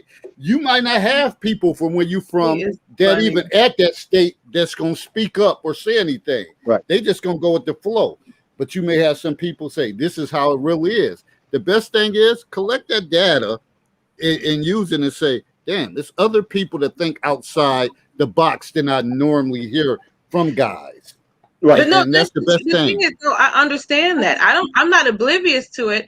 It's just funny to continually see that, and it make you feel uncomfortable. No, I'm well. I'm just having. I told you I'm having fun with it. I'm not. I'm being honest though. I hope you're teaching women. That's what. Like this is again. I can't. A woman can't just share her thoughts without being felt like she's in her feelings. No, it's okay to feel uncomfortable about stuff. It's okay. Take off your wig. Teach them to take off your wig. Listen, she gonna take that wig off that night. I promise you. He gonna be okay with her rascal. Put it on the head and brush it. He gonna probably brush it for her. That's what they do on social media. They tell you because what they say here, they will never say in your face. No, right? that's the but hold on. But that's precisely what I'm talking about. And they won't go in the chat and say it, but they will stay in that chat and say it because cowards always will be a coward, and that's what they're showing their true colors of a coward. But this is why I said ignore the chat, and BGS has put it in there. BGS said he's done over 15,000 live streams. Let me put it to you like this. It's the equivalent of somebody in the audience heckling a comedian. that person in the audience Thank will you. never win. That made me feel real The special. chat, Thank you. the chat is the comedian. You are the Thank you. audience, even Woo. though you're on the panel, because the people in the audience don't have to reply to anything you can say. They're always just throwing things at you. This is why David and I ignore the chat. I We know don't feed this. into the chat. This is why we tell y'all. This is I why they know say you're this, getting into guys. your feelings, Yeah, because you're I'm not responding to new the chat, and it comes off as emotional. But it's This is why that's the sad thing about it. It should not come off. That's the part. They're coming off emotional as well. So that's why I'm laughing at it, because I'm like, I'm playing with it. I say haters are my biggest motivators. I'm playing with you guys. You can't even take a joke. You can't even take just being chill. You can't even take just having fun. Everybody thinks, Nope. I'm in my feelings. No, I'm having fun with y'all. no. We're We're not saying that you're. I will snatch my wig off right now. Yeah. Okay, just to let you know how much I give. I don't care about how you see what I look. I'm still gorgeous. But look here, this look here. Okay to engage the comments as well. That's all I'm saying. Targeted the show about why you all, when I said this before, long before David with the pink wig, why is men so focused on tearing down black women? That's all I'm saying. That's all I'm saying. And gave you that chat. Or white men talking about white women wearing, and then I posted a picture of all the white women that had on pink wigs. Yeah. So Janet, can I speak? So when you put up that thing with all the white women, it was sort of like, oh, if they can do it, we can do it. And one guy came in, I think Pierre said, he didn't give a damn about women, white women. He talking about black women. We don't have to do everything that they do. We don't have to do. They're not our judge. We don't measure everything they do. Oh, they do it, we do it. It was everybody was focused on the fact that this lady was black. This black lady was wearing a pink wig. Oh, she know better than that. She that. So being a woman, I was like, okay, why is it if the comments wouldn't have been the same if it was a white woman wearing that wig in your group? We wouldn't even posted it. We wouldn't care. It wouldn't even posted. We wouldn't care. We wouldn't care. It wouldn't have been posted. That's what my show was about. I don't hear white men or Hispanic men constantly tearing down their women. Like, hold on. Janet, want me to tell you why you don't hear about it?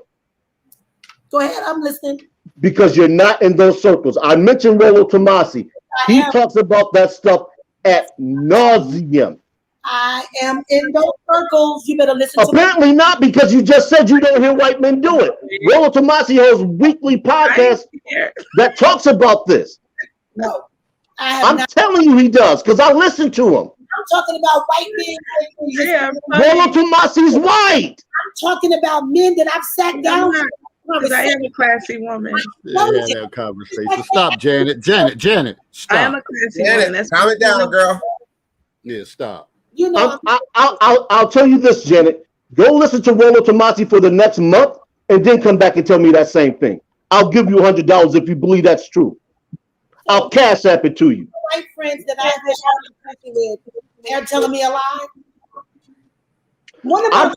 I'm telling you what I know to be true. I don't know about your friends, but this is why I tell you that the circles you're hanging out in don't give you the information that it's called confirmation bias. I have not shared with you. My friend is an attorney. He's white. She's just not smart. These guys are hilarious. But he's not dealing with that type of woman. This is what we're trying to tell you. We're trying to tell you that white men are out there talking about the fact that white women are doing this nonsense. Listen. Don't hear about it because you're not in those circles. So the reason that your Caucasian friend is an attorney don't deal with that type of woman. Where do you think the term white trash came from? Do you think a white attorney, his wife is gonna show up with some pink hair somewhere?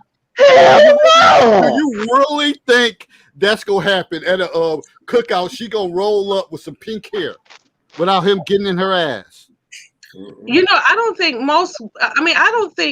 most women of our age and caliber will even walk in with pink hair. So I don't even think you're addressing it to the correct women. Most women that wear why wouldn't you do that? Let me finish, please. Let me finish this. No, Then I'll go into that. Then I'll answer your question. Okay. Because I am a woman of class. I care about what I look like, and that's the only reason why I ain't snatched this wig off. Okay, I do care about what I look like, and I'm gonna always keep it classy because I value me, how I look, how I carry myself, and I'm teaching women how to carry themselves. So I wouldn't dare stoop down to somebody else's level to prove a point. But what I'm saying is, like, the majority of women that wear hair that's that color are younger women in their teens and 20s that may not have had anybody to teach them how. Now, I'm not going to say that I have daughters now that do want to experiment. We got these TikToks, we got these videos. They want to experience with these different colors because they look cute on the girl on TikTok. It look cute on me. And you know what? I allow them to have that space to experience that because I had that space when I was young. And then I had to get into, I got into the work world. And now you realize, no, you can't have that. But now times have changed. Times have changed where now at work and jobs, they don't care what color you have your hair. They don't care what you wear.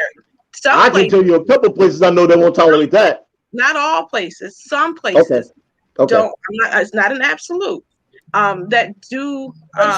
We come from that. You know, when you go back to our heritage, we've always. Right. No, we do not. We do. When I grew up in the 1970s, you saw black hair and afros. You didn't see synthetic weave, heavy makeup, fake eyelashes. None of that. Yes, we did. I'm a 70s baby, and if you're 51, you're a 70s baby too, with both Gen X's. We did not see that growing up. Yes, we did. Yes, we did. You gotta show me the picture of somebody that's not in costume with a non-afro and weave with pink hair. Okay. I'm going Yeah, past they that. ad-libbing, man. They ad-libbing, man. And let me tell you something. Even though that girl in that picture probably was younger, the response you would hope with somebody that's 40, 50 years old, like, no, it's not for me. If that was my daughter, I would teach her different, or whatever the case is. Yeah, I was ready to jump down my damn throat because I said that's not for me. That's not for me. So you would hope that would be a teachable moment, whatever. I feel like women of all ages or ethnicity should be able to express their self. I don't see nobody running around here talking about dudes slicing their eyebrows, they coloring their beards, nose rings. You gotta ask yourself, does that work in corporate world? And crop pants and tight jeans. I see nothing about that. People express themselves the way they feel. Whatever makes you, if you like blue wigs or you like to dye your hair blue, if that's what makes you happy. Listen, if I got a private company, you come in with a blue wig, you're probably getting sent home. Talking about professionalism. You're probably getting sent home. Talking about professionalism. If you go into a beauty shop and the beautician got, a pink or blue hair, she's expressing herself. That's her craft. That's what she does. Okay, and we're not talking about professional. That's a whole nother show. We're talking about people. That lady wasn't at no job. She was crossing the street. Well, okay. Okay. Okay. Yeah, no, I don't agree with women, grown women, unless depending on what their profession is. Okay, I don't know how many men go to the strip club, but I'm sure if y'all at the strip club, y'all ain't gonna care what color that woman's hair is. Okay, I don't know who these guys are that are on this chat. I don't know who likes what, but I believe if they're in a strip club, they're gonna have all kind of colors going on. Okay, hold on. Look here, let me read something that Claire said. Claire just said that if Claire Carr, she said, classy women don't wear pink hair, period. If you are over 20 with pink hair, it screams ghetto and stripper. That's what we are trying to convey to you, is that men see that and identify with certain behavior. You go to a Uncle Jerk, answer that question. How many men in this chat go to strip clubs? No. Not me. I don't. I have no need for them. No? Not me. Nobody in here, because they sure making big money in these strip clubs. They And these not, women wear all Once again, we come back to men don't care about the money that the a woman relevance makes. is that David, how That's can what we're somebody say, just encapsulated what we are talking about. Sexual market value does not depend on the money that a woman makes. You leave with your money because you can't leave with how you look. nobody wants to answer the question, basically. We said we just don't said know. none. We don't know.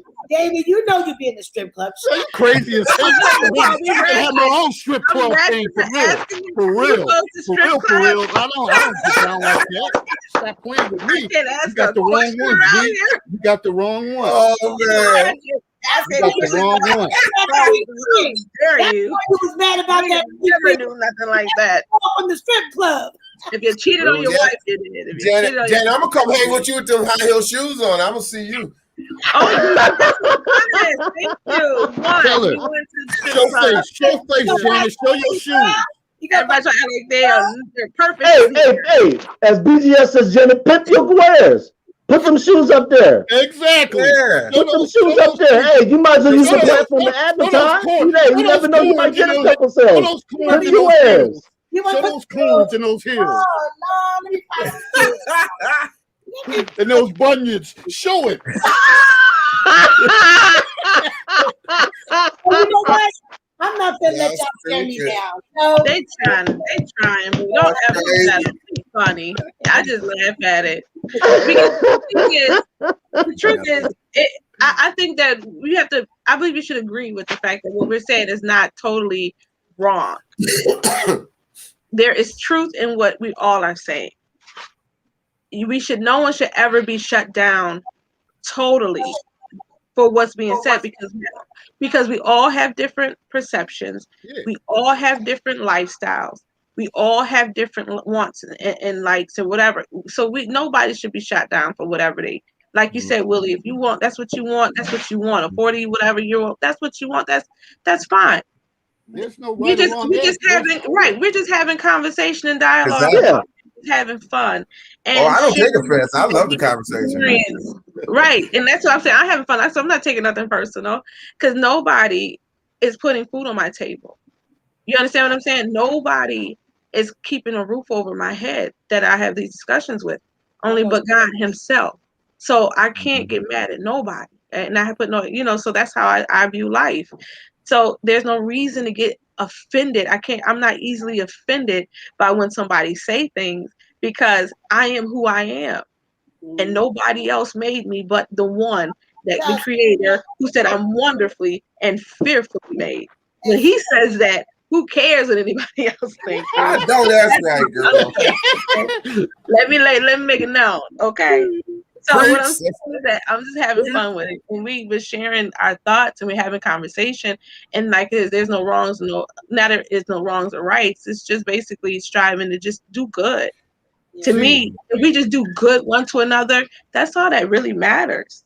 Just have, See, my vision when I think about these conversations, I imagine us all in the same building around the circle, and we just having conversations. Whether it's food there, drinks there, and we just talk about a certain subject matter, and we just going. We just flowing with it. Just like if you're around family, that's the atmosphere I want to create.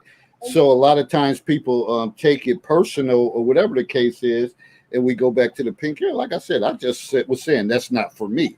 So it wasn't for me to be attacked, whatever the case is. But that's what happened. That's what happened. They attack you. You're bashing. You're a hater. You're angry. Everything but just sharing your opinion. That's what I like. Everybody's different perspective. I like to listen to people give their, and it doesn't make it right or wrong. That's what I like to have on my show. And here, where I get Trump supporters calling, let us talk about politics, or it goes down. Everybody's perspective doesn't make it right or wrong. That's how you learn from what people are. And that's the thing about learning from others. Communication. Learning people's stuff. That's right. That's all. I most definitely. It's always fun. Sleep good tonight. Y'all got me all riled up. It's always fun. We having fun, guys. We don't get Get I all look the forward to things. Monday nights. I tell you, Monday nights I is do my too. best I night. just haven't been able to make Thursdays. I'm doing salsa So, dancing. I'm Monday living night. life. I ain't So- sitting around. I'm salsa dancing. I'm merengueing. I I went to saw the band and comedy show yesterday. It was fun, and I was by myself. Oh, And wow. like you said, Janet, I love me. I hang out with me by myself. Or I will hang out with Oh, Lakia. that's right. Okay, and have an awesome time. Because I enjoy it. I have fun with myself. I make myself laugh. Right. Nobody else don't laugh at my jokes. So- I laugh at my jokes. So the one thing I gotta ask Janet, because she was kind of trying to drive home this point about judging. So Janet, what's judging to you? Because you was like, stop judging. What's judging? Because I think a lot of people get all that stuff confused with judging and opinions are. So my thinking is, and I had to learn this, you know, especially with us Black women, we always trying to tear each other down. And so probably about 5 years ago, I had to look at that. I did a couple of shows. I was like, you know what? I don't want to be that woman, that Black woman that tear other. We got enough problems as it is. And so with that being said, what I was trying to say was judging is what I think is attractive or what I think is wrong. You know what I'm saying? Society is enough as it is. But what I think is wrong is not necessarily what's wrong. Like, I can't judge you for wearing a pink wig or wearing heels or not wearing heels or wearing, that I wanted to get away from that. And it took me some practice because immediately you go, look at her. Why she? A lot of times people are expressing themselves. And if it makes you, I feel like people judge because they are uncomfortable with it. You know what I'm saying? Because I used to be like that. It's a natural reaction. That's how we do. Well, opinions. When you voice your opinion, that's judgment. That's judgment. mm-hmm. One of the things that's different is when you actually judge, you may have more facts about the certain situation. Mm-hmm. So when somebody give you their opinion, that's judgment. You're judging, and I always say this: we judge all the time. Right. We judge all the time. So when people say stop judging, that's never not going to happen.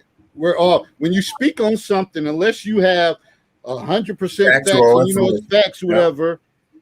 Other than that, it's gonna be your opinion. It's gonna be judging. So all that catchphrase people say, stop judging me, whatever. Whenever that came into existence, throw that shit in the trash because people always gonna judge. Throw that shit. Let's cancel that culture. Because people always gonna judge on something. Well, people have something to say. You can, but everything that you think is you're not perfect. We're not robots, but I try my best not to judge anymore. I just Do you give your opinions on something? If you ask me. So you never look at anything, or you never be at work and say, come up with your own thing, like, oh, she probably did this because of that, or whatever. So we judge all day long. All day long. Half of our conversations is probably about judgments and giving our opinions on something. Opinion, if you ask me and we want to have a conversation about it, I want you to understand what my perspective is. I try to come at it as not being judgmental. Like trying to cast, because to me that's looking down on a person. That's talking down on a person.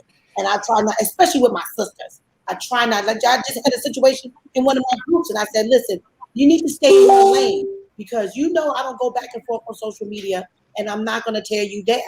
Now you got a choice to make. You can either stay in my group or you can bounce. That's up to you. But you're not going to be in here name calling and being disrespectful. There's 150,000 groups on social media. You can do that. This is not. We don't do that here. And she didn't say nothing else. So I tried if I catch it. Because I had to practice it myself. As soon as I catch myself judging somebody, I bring it on back. I bring it on back. And Janet, what's interesting about that? I never mentioned anything with the pink hair. So you were already thinking that. I never said anything that thing. I said that's not for me, whatever. So you automatically, the people who responded automatically looked at the pink hair, and you were already thinking it, and I didn't even have to say it. I didn't say nothing about that. I just said that's not for me. She could get her walking papers. You don't know what I was talking about. I could have been talking about the booty shorts or whatever the case It's all right is. there. If the rope, it's all right there on the table, honey. You said something. You did say something. So that's Judging- how that works. To Go ahead, follow Eric. what David is saying, judging is not a bad thing. We all do it. If you see a dog walking down the street and that dog looks like it's going to attack you, you're going to go somewhere and seek safety. The problem that we have with judging is when we use it to harm people. So understand the difference between judging and then following through on that judgment.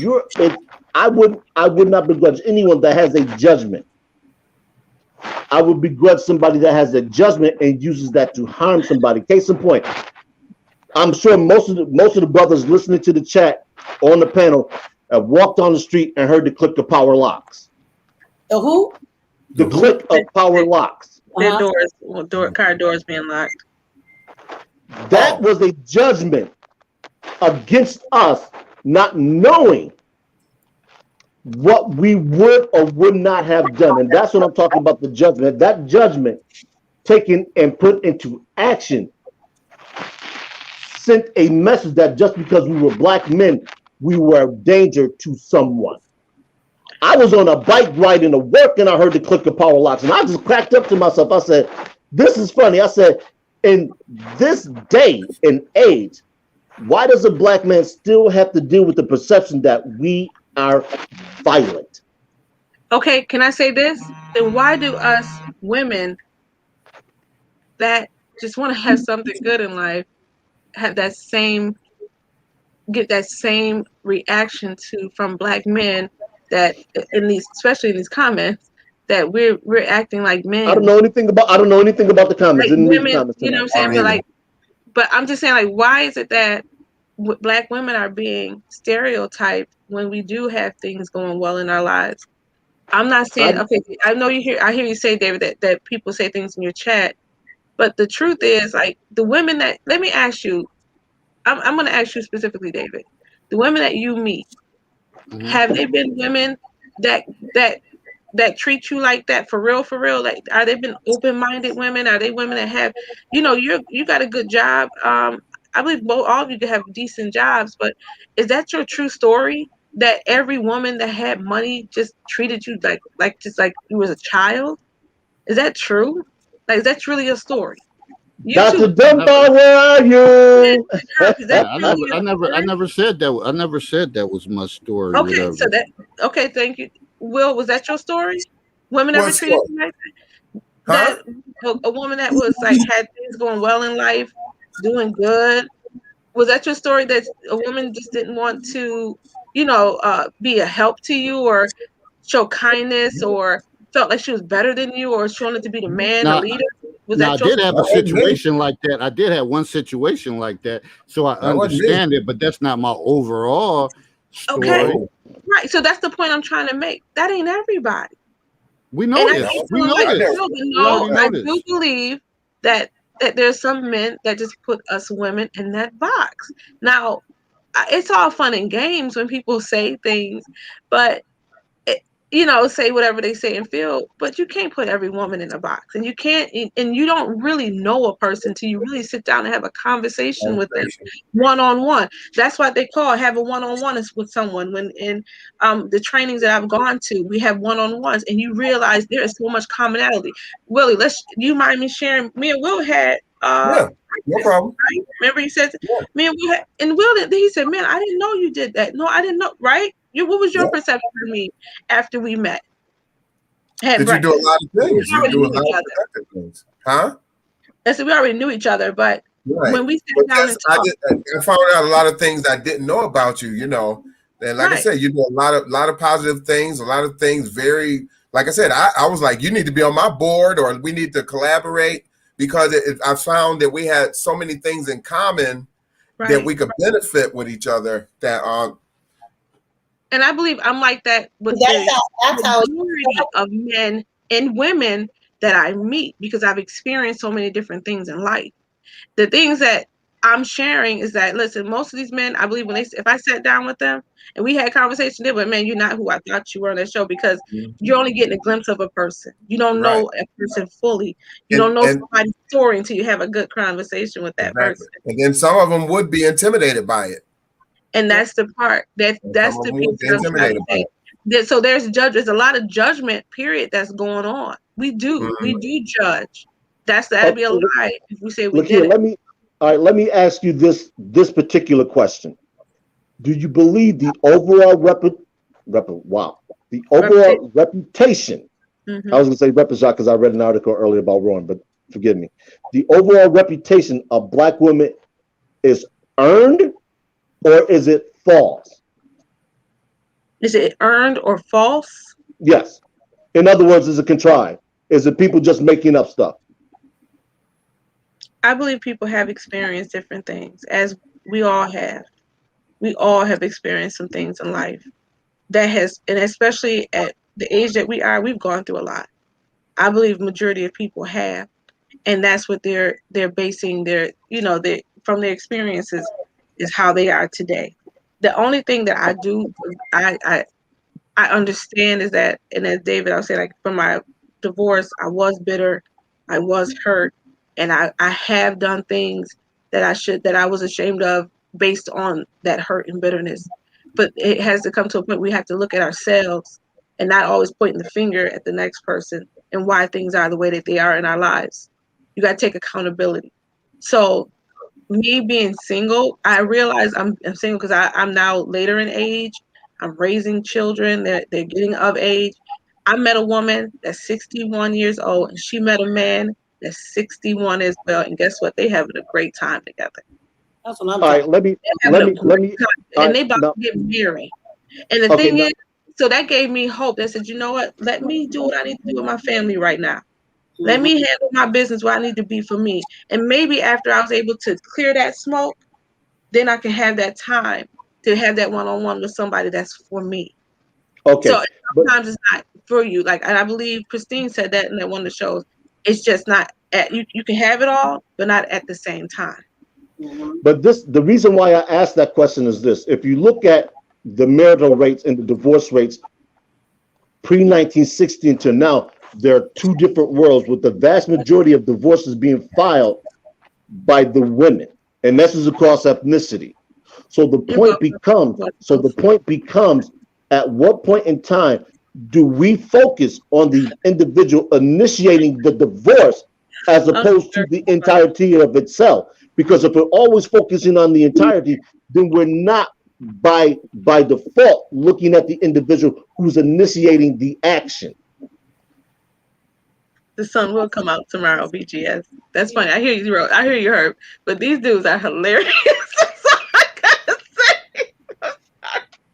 These guys are hilarious. Uncle Jerry. Look here. I know you laughing at it right now, but it's gonna give you something. It's gonna give you something to marinate on afterwards. I know. I get it. The thing is this. Let me ask you a question. There's a question that they want us to answer, and I don't know what that question is. Did she answer the question? I don't know what the question is. The question that BGS is referring to was about the notion of us looking at the fact that Black women are finally divorced at the rate that they are. Okay, so you want me to look at it in the eyes of just Black women, not white women, because everybody's getting you only can speak because this is what y'all focus on. So I'm going to speak for the Black women. Why the Black woman is getting divorced? I have no clue. No reason. Okay, that's fine. I can only speak for myself. Okay, no, but what we're saying is this: if men from Los Angeles to New York City are reporting that a same manner of behavior is prevalent among groups of women that have never met, then we have to start looking at the commonalities of those particular behaviors. And we're asking if those behaviors are endemic among Black women that's causing them to be unhappy in divorce. That's why I asked the specific. Go ahead. Because let me ask this question. So statistically, since we have a lot of guys on here that do a lot of statistics, let's talk about it then. Can we do that? We got time? I'm willing to be taught something tonight. So let me ask this question. What's the reason why? What is the reason why that they're saying that women are being divorced? and men are being black But women. but that's just it. The What men is the don't have behaviors? the men don't have the reason because we're not filing for divorce at the rate that women are. You're Most asking women file for most of the divorces. right. You're right. I filed for mine, and you know why? That's why we're asking. And this is the reason why I filed for divorce. Okay. I was being treated very. I was physically and emotionally abused. That is why. He tried to abuse me physically, but when I called the police on him, he realized he could not hit me anymore because I would call the police on him. And so, since he couldn't put his hands on me, he used his mouth to tear me down. Okay. And when you see the woman that you see today, I promise you, this was not the woman I was when me and that man had got married at 24. Okay. And I'm sharing with you the majority of, and it wasn't, I can't even say he cheated on me. I cannot say that. I've never seen him with another woman. One thing I can say is that he never came home till late at night. I never knew where he was. He would never tell me where he was. All that mattered is that he came home. He never shared his money with me. We never had our money together. Our money, it was his money and it was my money. He never paid my bills. I didn't pay his bills. We had our separate bills. Wow. And I would say, something's wrong with this. I'm your wife. We're supposed to come together. I would say, I'm Kobe, you're Shaq, or I'm Shaq, you're Kobe, and God is the coach. We're supposed to be one. And he just could not grasp that. And he had businesses. I helped him. He had a carpet business. I did all his business card. I did all his flyers. I did everything. He wanted to have a 501c3. I did both of his 501c3 papers.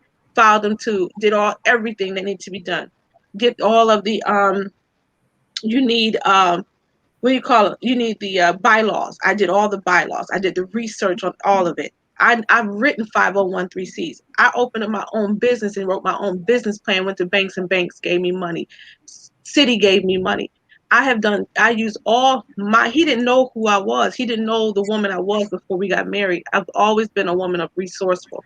And so, and then when I went back to college, he did not support me. When I was opening the business for our family, he did not support me. He always looked at me as if I was just trying to be something that I'm not. And I said, you don't know me. These are the passions that I have in my life, and that's to bring business to the city. It's to do good for people. This is who I am. I sat on boards. He wouldn't even go to church with me. It was a very abusive relationship. This man now, me and him co-parent very well. We talk fine now. So when you asked the question earlier, would I marry him now? The same man that I would not. I love him because he's the father of my children, but I would not go back there because that hurt and who he is. I didn't know who I married. That was my fault. I married him within 3 months. I didn't know him. I didn't give myself enough time to get to know him. And that was my problem. But I don't regret nothing because I have beautiful children from that marriage. So what I'm saying to you is that is what, and I believe that I do hear a lot of women have received a lot of either infidelity or abuse. And that's all. I divorced, I separated, I left my husband, I left because I was unhappy. My husband never put his hands on me. He never, that I know of, cheated on me. It was mental abuse. It was that all of that. It was a long period of time. I just kept on trying to work it out. That pretty much, like I told you earlier, the situation with the finances just really messed everything up. In regards to our relationship and us getting, he withdrew. He didn't. We were sleeping we had a big house. We were sleeping on one side of the house. I see him. He leave me notes on the refrigerator. I went on like that for like 2 years, and then afterwards, and I told him, I said, I'm gonna leave. I'm just gonna let you go your way. We're gonna separate first, and this is after we separated for 6 months. After we separated for 6 months, we tried to come back together and work it out.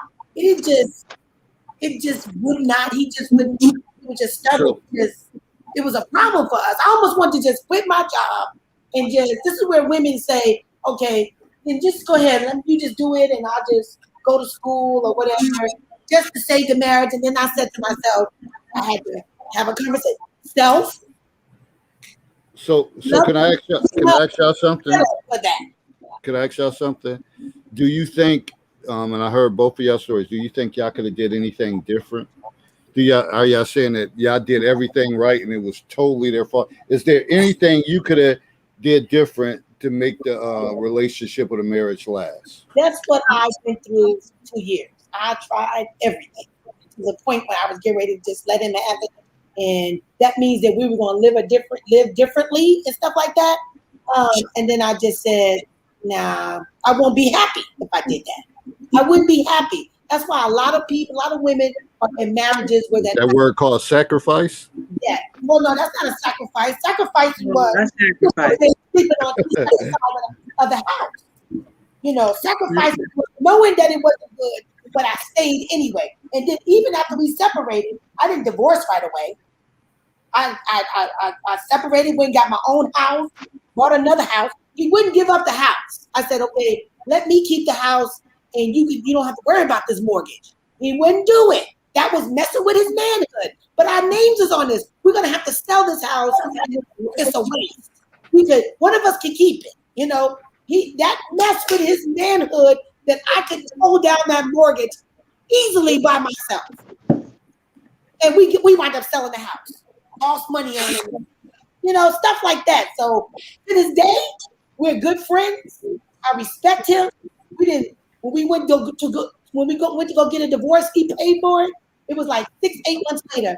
Like I think he might have started having some love interest or whatever, and he didn't want to, you know. So I was like, okay, let's go ahead. So I met him down in the courthouse. He paid for it, and we just cordially, you know, and we've been friends ever since. And I haven't been married since. And I did it. To answer your question, I did everything I could to stay in there. I did everything. And you know what? And that's the thing. Like, I can't help but look at the comments, but no, you don't.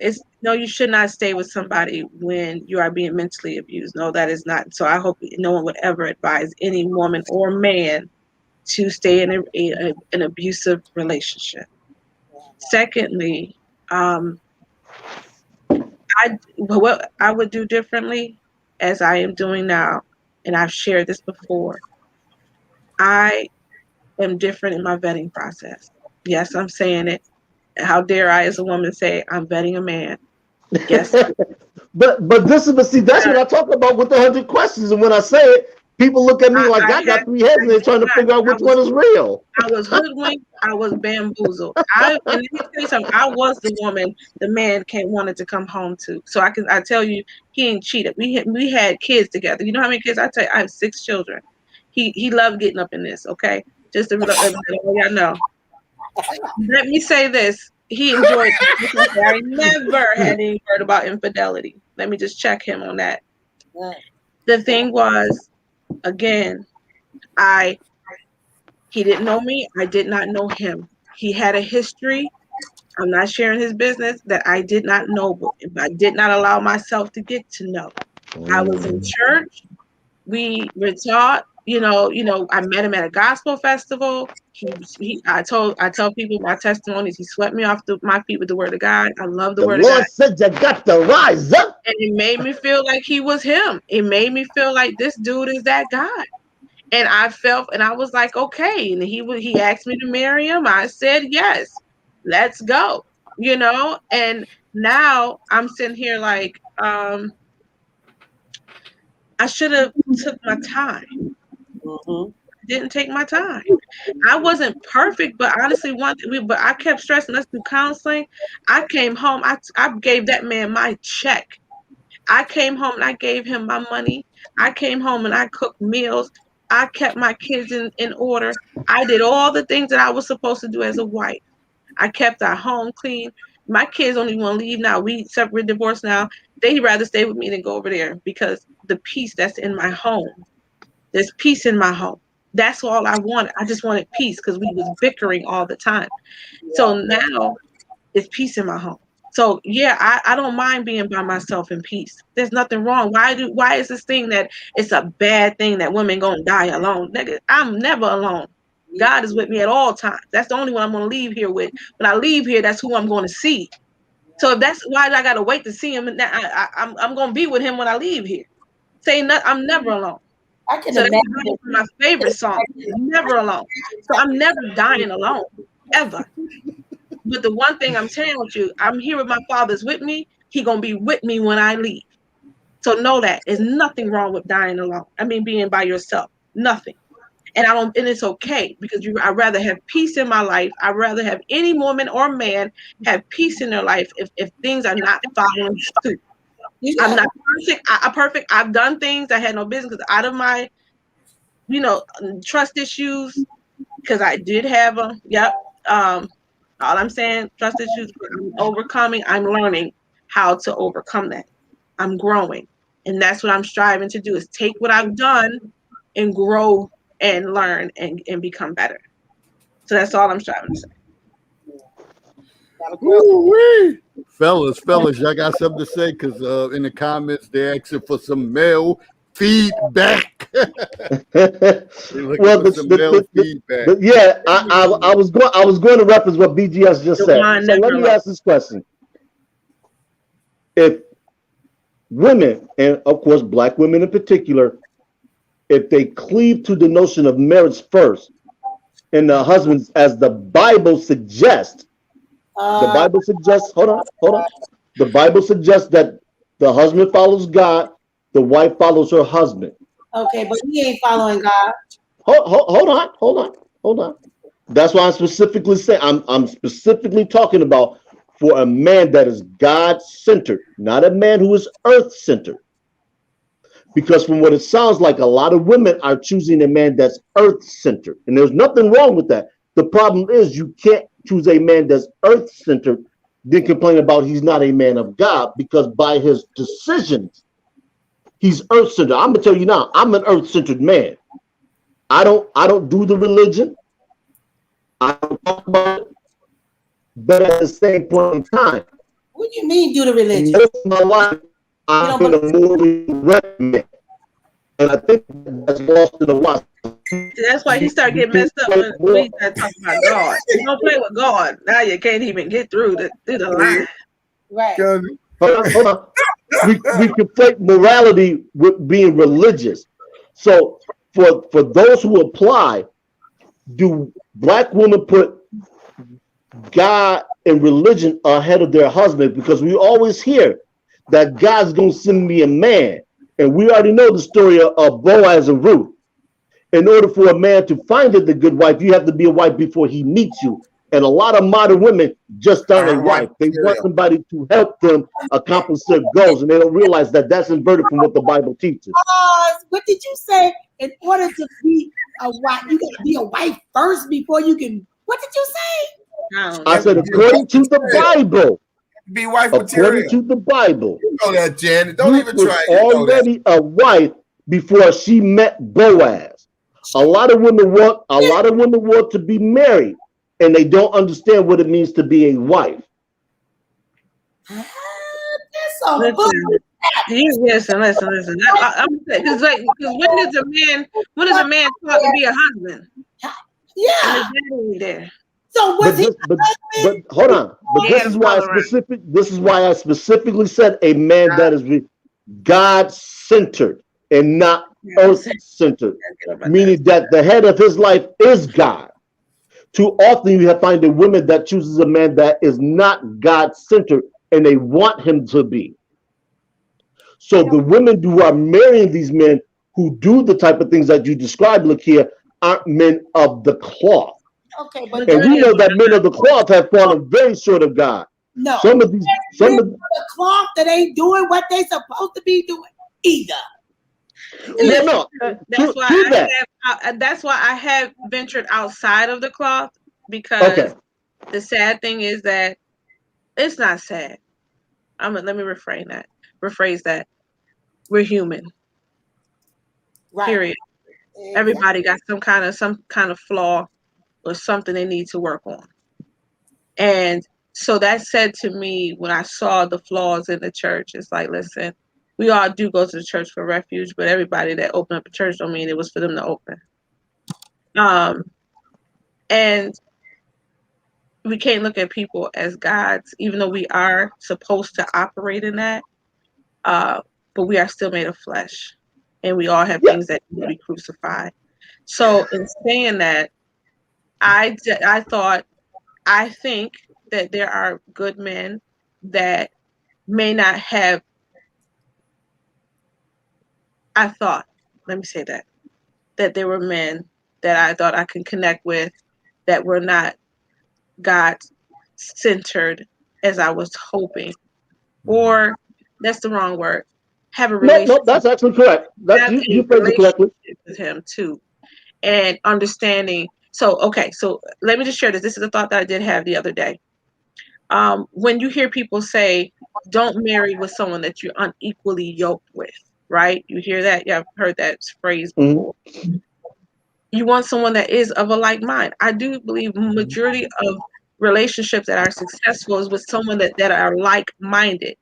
They have a lot that's just like, they have a lot of similarity in what they believe, how life exists and how it's supposed to be.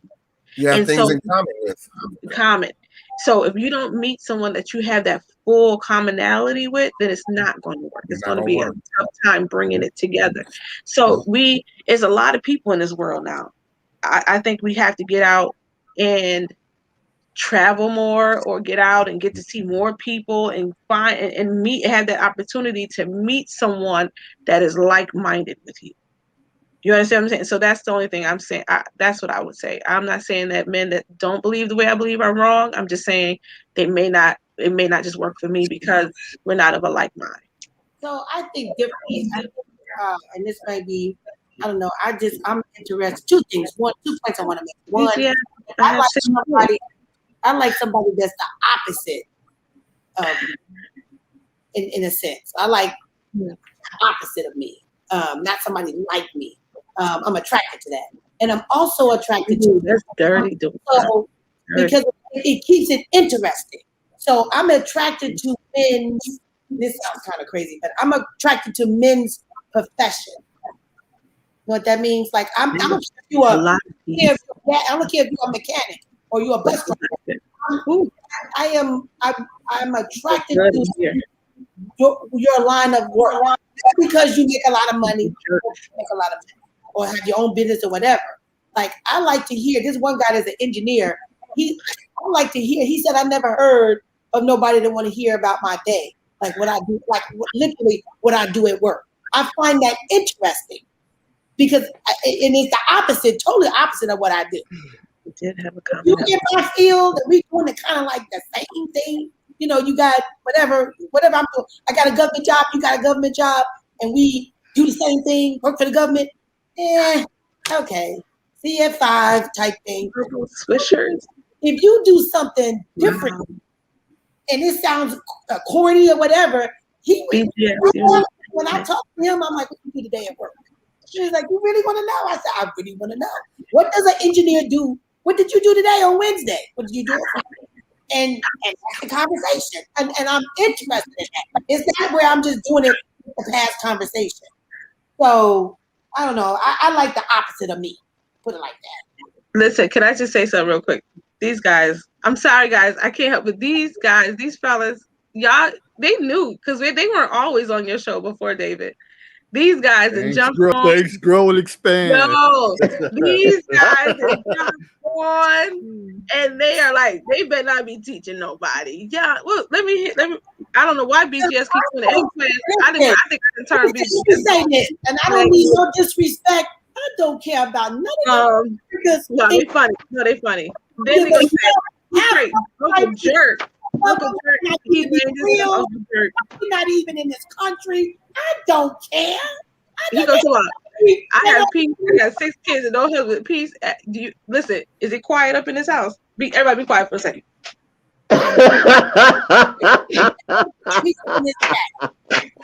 Quiet. Quiet. So yes, sir. It's quiet and peaceful. Rambo. Okay, y'all just funny. Y'all got me laughing. I want to bust out laughing on you guys. For real. Let me see. And it says, "Why do women ramble and men can't get a full attendance?" That's funny. Okay, I think we should understand it. I mean, read these comments because they're funny. Yeah, listen, I don't. As much as y'all look at it as being funny, I think you should take some heed to the truth of the matter of some of these comments. Yeah. Because some of the stuff is coming from their heart, and this is what they truly believe in. You could dismiss it as much as you want to, but this is what they feel. This is what they feel. AARP. I'm supposed to take that to heart. I'm supposed to take that I would attract to the AARP. Right. Come on now, David. The things that I've been referring to. Some of them is comical. You have to decipher what you. I'm only going to discuss the things. I don't hear nobody saying nothing about the shit that y'all are saying. Nothing. Well, I should have brought some women on here. They're coming for us, and that's the funny thing. So I have to take it with. I have to laugh at it. So let me ask you this, David. Then you point out something that they're saying that I should take into consideration. I'm open. I can't tell you what you should take. Whatever. No, what are some of the things? So she is crazy for real. You got people. All right, let me cut through the minute. Look here. Relationship answers with her SMV is literally 0. Y'all had commodity. Was it? I can't read. I got my glasses on. A lust for flesh. What I'm sharing with you, so I can say that. Yeah, we are human beings. He's a man. I'm a woman.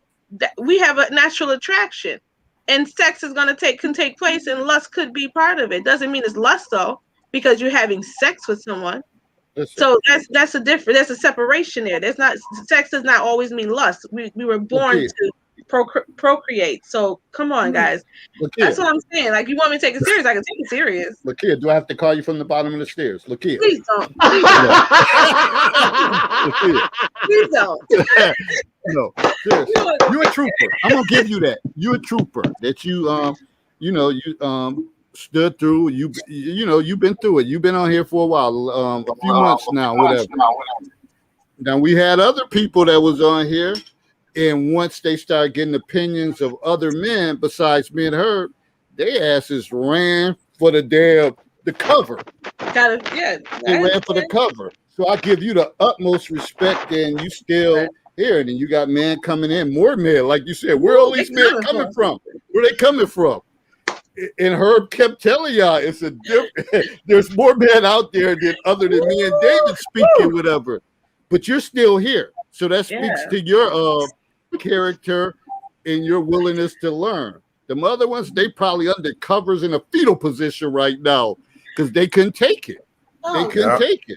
I told you, So I'm giving you kudos for that. You want all the smoke. You know I want all the smoke. You know I don't care. I'm all for it. You know I don't care. Amar already said that's why he loved me, because I come for the juggler. I ain't came for the juggler tonight. I'm just chilling. You crying? No, I'm sleepy. I'm getting sleepy, and my allergies are kicking in. It's time for me to go to bed. We've been out here almost 3 hours tonight. Yeah, buddy. It's been good. I'm enjoying it. I'm laughing because these guys are hilarious. Uncle Jerk, man, shout outs to you, dude. Peace out to you, Uncle Jerk, because you are hardcore in this thing for real. I turned on BGS because he kept putting up them little eggplants. So, okay. Hold on, wait a minute. Hold on. Do you know what that means? I thought they meant penises. No. Okay. Yes, it does. Yeah, they do. Okay, I said I turned him on. What you thought? His mind was. No, I just wanted to make sure. That's all. What he was doing. But no, I appreciate that, David. And because you know me, David. David knows me. And so this is the fact that I'm just true to who I am. And I believe I show that on a regular basis. I do have love for people. And that's the thing. I have genuine love for people. So truthfully, there's not many things that people can say to me that can hurt me, because I really love you. I can say unconditionally, but I have a love for you, for people, that makes me look past what I see, because and I have to just love you with the love of God. So when dude said, God probably don't even know neither one of their last names, I'm like, that's dirty. Because I know so me and him, I can only love people the way I love is because of him. So it's all good. Funny. Wow. And Yeah, I that- did, Sir Anthony. I turned him on. He can't even take a joke. your show where people are going to be insultive and disrespectful. That's Like, what they're being. But We should talk about professionalism and what is that? right. Oh, what you say, Janet, about the show? When I interviewed you on my show and somebody called there talking crazy, I check them from the cup, and then you can go back and listen to that on my network. So anything that anybody's saying, all these little nicknames within the chat or whatever on social media, I don't care. Sound like I'm yelling and screaming. My voice is hoarse. I'm cigarettes. Get out of here. That's so childish. There's a major difference between blog talk and an actual live show when stuff is happening and people commenting. You think I'm gonna sit there and police everything that people said? I'm not saying that, but you said yourself that she could take some criticism. Child, let me tell you from one sister to another. Don't pay no attention to these mother freakers over here in the chat, okay? It's funny. Don't pay. That's not even funny to me. He's talking about God don't love wigs. That's funny. It's people that got hatred for themselves, and they see two black women up here. I don't even know what happened to the other black lady. They're not scaring me not one bit. And Christine usually doesn't hang around if it goes past 2 hours. She just got a schedule she adheres to. That's all. That, please, that's way beneath me. I have way too much class, way too much. And if it was me and it was my show and they were saying that about y'all, I'll get rid of all of them. And I damn sure wouldn't be sitting up here laughing. So don't, if I can encourage you, Janet, I hear you. No, it is disrespectful. But this is the thing. This is the way I look at it. And when I see people get like that, I've been in situations where I've been confronted face to face, and I've had to confront people face to face. I could, and I've checked it, and I promise you, we best friends now. In this type of setting, when you get some feedback, they over there trying to talk about people's kids and stuff. Yeah, please. They got because my thing is, to me, people show who they are, and when you put yourself out there, you got to expect anything to come out of it. When you put yourself out there, listen to somebody's name, take some advice from somebody's name. This Uncle Jerk. Are you serious? No, ain't nobody taking no dirt. No. Shouldn't you be cooking? He talking about shouldn't you be cooking grits? I really would love to see what Uncle Jerk look like. Man, if you look rough, brother, I'm gonna tear you from one side up down the other. Cause nigga, you better look right. When you come on here, Uncle Jerk better come on here.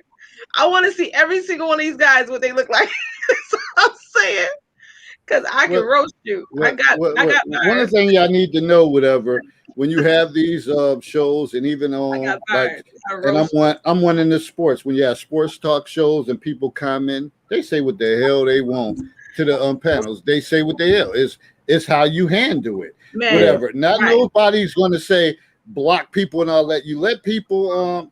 Now none of them has really been saying anything that's like the vulgarity and anything like that. Derogative. Yes, they're stating their opinion. Yes, they have. Talking about kids snatching her wig off.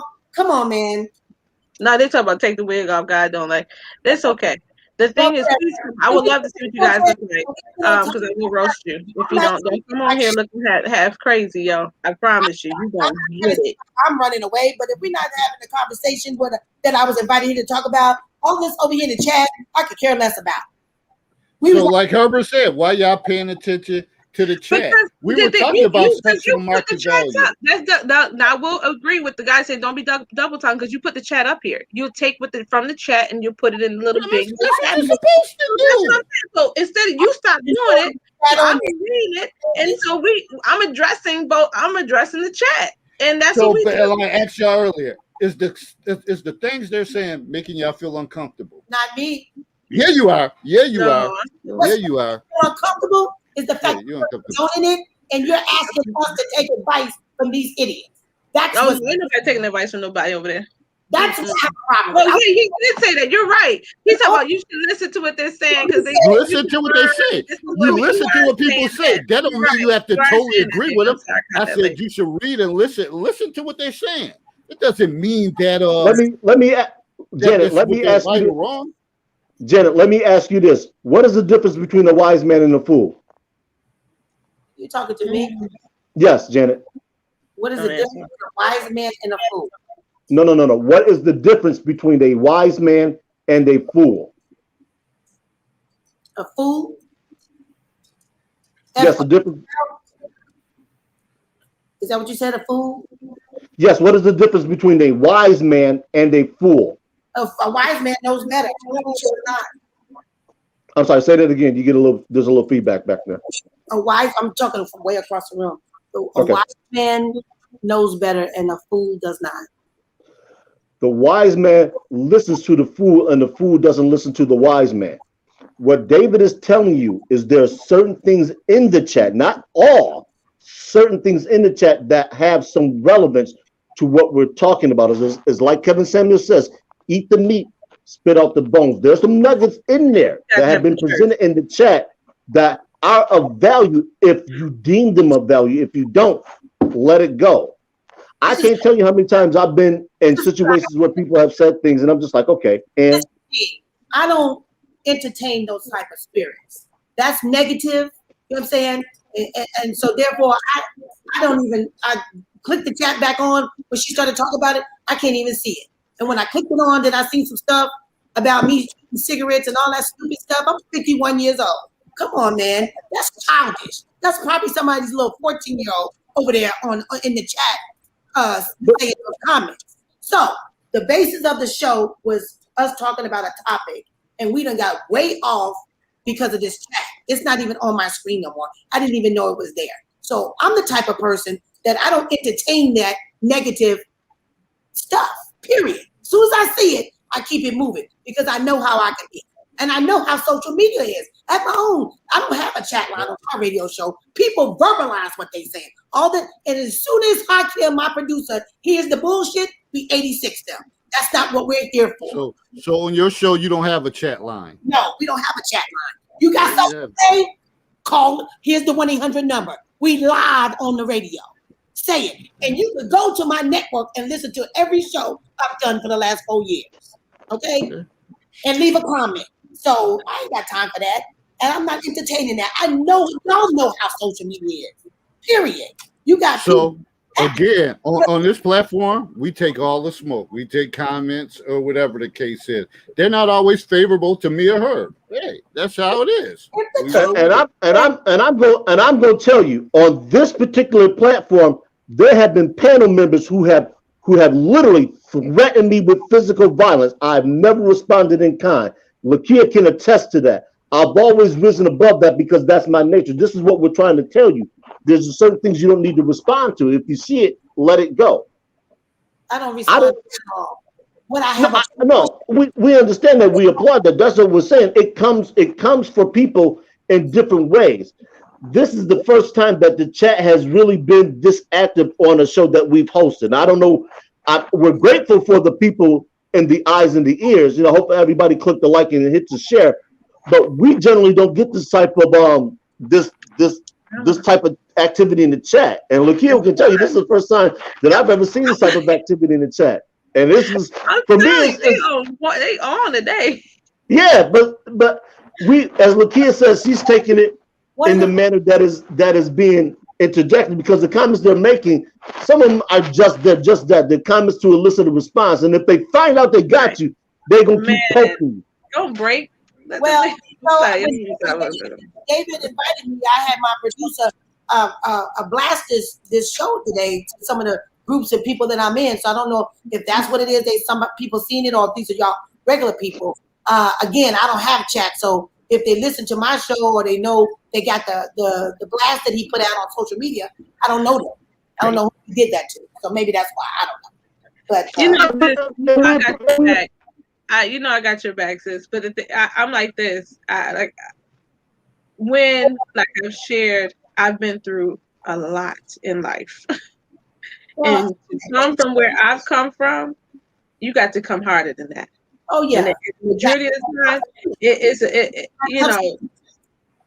they can't, most people can't come close. But Or this is a waste of.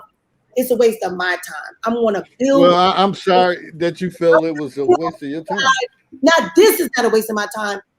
Taken away from the conversation that we were having, we was having a productive. I'm about production. I'm going to talk about what we was talking about and then get off. It's going on 3 hours, and I enjoyed myself. And then y'all kept bringing up the chat. I didn't even see the chat, and I was trying to maneuver. Oh, there it is. But I don't care about that. I'm interested in what you guys have to say. I'm listening to what y'all. I'm building. Like, if we cross our paths again, or if I invite you to my show, we can talk, have meaningful conversation. That's all I'm saying. Laugh, cut jokes with each other, and don't let this kind of stuff interfere with that. That's all I'm saying. And if we're not going to do that, hey, I can respect that. This is your show. It's probably time for me to go. We done got way off the subject of what we was sexual marketing. When the last time we talked about that? That's all I'm saying. But did somebody that don't know me has to say on social media that I shared my information with them? They wouldn't even know that if I hadn't told them. They wouldn't know she had 6 kids if she hadn't shared that. And if you take that and throw that in somebody's face, and see, and that's the thing about social media. Once you're out here and you put stuff out there, you're open up to criticism. That's right. Yeah. And everything's not going to be nice. So that's what you have to deal with. That's what you have to deal with. Right. I've been told plenty of times that I'm probably too transparent, but the thing is, I'm comfortable in my skin. I'm comfortable. And with that's it. Experienced in life. I'm comfortable with where my life is right now, and what I've gone through. So again, and like I said, the love that I have for people in my heart, it has been tried to be snatched from me in so many ways that I've seen that I'm too strong for that. The comments that come from people can't move me because they're not the ones that have brought me to who I am today. So that's where I just have a different perspective of how people are and how things are said. And when you put yourself out there, you got to expect it to come back, whatever way it may come back, and you got to be able to walk and live in it. So that's how I look at it. But does that make it right for people to make comments that are on the borderline of disrespect and tearing people down? No, I said it. I felt like the comments it would have been nice to have seen guys saying, we wish we had more women like you, or we wish we had more beautiful women that were on their grind, or we wish that women didn't, that were smart enough to get out of abusive relationships and overcome them. It would have been nice. It would have been good to hear a man to say, you got 6 kids, girl, you looking good. But you know what? Your compliments don't move me because I know I'm looking good. I know I got it going on. I know I'm a queen. So it doesn't matter what they're saying. It would be nice to see it. But that's all. But the fact of the matter that they chose not to, I laugh at it because they're hilarious. I love it. It's hilarious to me. You have to laugh at it. And sometimes, as they say, you have to laugh at it to keep them crying. I could care less, I could care less if they ever. I want to talk about what I came to the show to talk about. I could care, and hopefully the people in the chat, my understanding of a chat is like, oh, I didn't know that, or did you know this? And then we can learn that way and build. Like, oh, that bullshit they talk about. You ain't got time for that.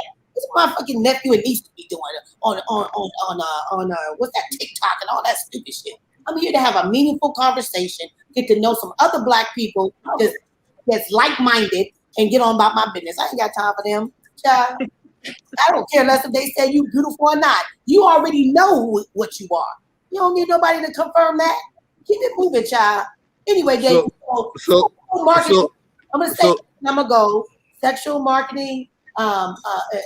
Everything that we discussed in regards to, that's a whole nother subject in regards to marketing, because now the sexual revolution is like everything. What I want to say was, it seems like everything that we do from music videos to just everything so sexualized. I did a show about that as well, and some of that perpetuates what this topic is. That's what I wanted to end with. Some of that, how we women feel. It's the same, sir. Like women out here, it's the same.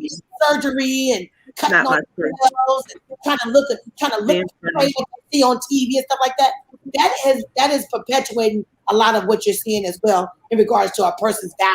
So you done went and got your Give you a lot of truth access. done, you done up in a lot of women's mind, you done upped your value, right? Sexual, men are attracted to you now, whatever. Where do you think that comes from?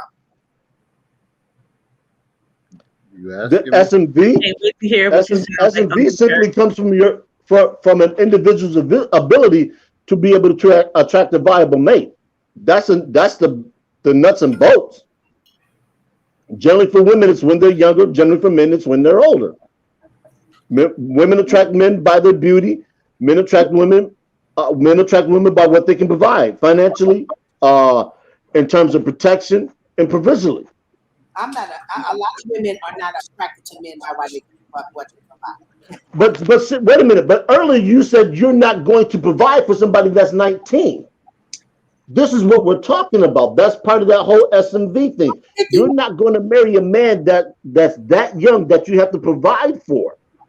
Men have no problem with providing because that's the role that men assume. And I think that's where these comments came from in the chat. It was based off stuff that was said. They just didn't come in firing off.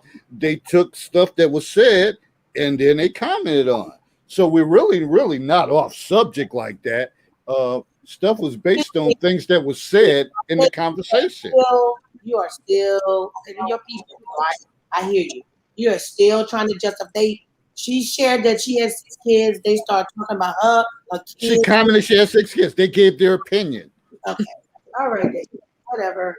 Okay, Janet. We're back over here talking about the chat. I don't even want to talk about the chat. I want to talk about. How do you know I'm not dieting, Quinn? I am dieting. I'm eating a healthy lifestyle. Thank you. We've said it once before. Just leave the chat alone. So Just leave it alone. because men are the reason. Going to bed. I Men had my fun tonight. Women are doing all of this stuff to be attracted to men. Like, according to some women do it to be attractive for themselves. They don't do it for men. So I'm trying to figure out what's what. I do it for myself to be healthy. Right. So they No. We're talking. I'm sorry. Hold on. Not the weight loss or the physical appearance. We're talking about the extensions, the makeup, the clothing choice. We've had that discussion on this panel before, and women on the panel said they do not dress for men. They dress for themselves. And some women said they said they dress to outdress women. So I don't know what's what. Calling me confused. But women are not going to get their booty and titties done for other women. According to what some women say, they do it for them. They do it for themselves. They do it to make themselves feel good. That's so. We as men, we're trying to decipher what's reality and what's false because we're hearing two stories, and they're on opposite sides of the spectrum. We hear that women don't wear makeup for men. We hear women don't get the eyelashes, the nails done for the men. We hear they don't do this for men. We hear they don't do this for men. I think I'm gonna be honest. I tell any woman, you make sure you're on your best when you walk out the house. That's right. Because you don't never know who you're gonna run into, and it's not just for men. It's for men. It's for job. It's for your next level. It's for your next, whatever that's going. That door that's about to open for you in life. I think you should always be ready and be on point for whatever. So when we say about the pink wigs and the bonnets and all that stuff, it's wrong for us to say it. What's wrong with a bonnet? I ain't heard that one before. What's wrong with wearing a bonnet? Oh shit! Wait, we on radio show at the Mars or somewhere. As long as you wear from the living room to the bedroom, that's all right. I don't know about that front door or that back door. You good? Okay, that's I don't wear bonnets. good. I thought you wear a bonnet. Period. Okay, gotcha. Yeah. Like, And the one thing I would say, yeah, that's coming out in your pajamas and stuff. Like I've seen girls in Walmart in their house shoes and in pajama pants. And that's what they do. Okay. All right. Yeah, that's what that's because we did a show on that. And what a lot of people don't realize is we cover a lot of things, and they kind of revolve around relationships and social issues. So we've covered the bonnet coming out looking like that. And Monica's got roasted for saying that. And, we talked about, we hit on Bill Cosby getting released, and we talked about the double standards and the hypocrisy that women. We cover a whole lot. So for the people, who are just first time listeners, please hit the like and subscribe and go back and look at the catalog of things we discussed. I mean, this is one of our more longer shows, and like I said, the chat has really been off the chain, and I tip my hat to y'all. He helped me trying to spit roast people, and to the ladies, y'all hung in there. I'm grateful that you ladies have graced our show with your presence. We appreciate it. We always try to keep on topic, and as Lakia knows, that sometimes we start at A and we end at Z. And it's just how it goes. BGS knows he's done enough live streams, and he has his own version. It's called BGS Drift. And shows rarely start and end where they begin. It's just the nature of it, because you get somebody that'll mention something, and then it'll branch off and it'll snake off, and you just follow the path. You don't really try to force the conversation, because when you do, it seems contrived, and it just seems unnatural. We want a natural flow to the show. So anything, we always welcome, show topics and things that people want to talk about. So anytime anybody has a show topic, drop it in the Counselor's Corner, inbox myself, Dave. We're willing to talk about just about anything that we can talk about, because we realize that for as much as we might be divided, COVID has shown us that we really are all in this together, for better or for worse. So, we talk about single mother homes, the lack of fathers, and all of that encompasses in relationships, because that's all life is. Life is just a relationship. It's how you relate to things that you don't know, people that don't know. Everything that you do, it's a relationship-based world we live in. Right. Social media just happens to allow us to bridge the gaps that we normally wouldn't be able to bridge. That's all. Can I ask this question, BGS? What is your link to your show? Because I promise you, I'm coming on that boy. What is your link to your show? Because I want to see what you're looking like. Because I think some of y'all looking like some old pimp daddies. Old pimp daddies. Look here, it's funny you say this.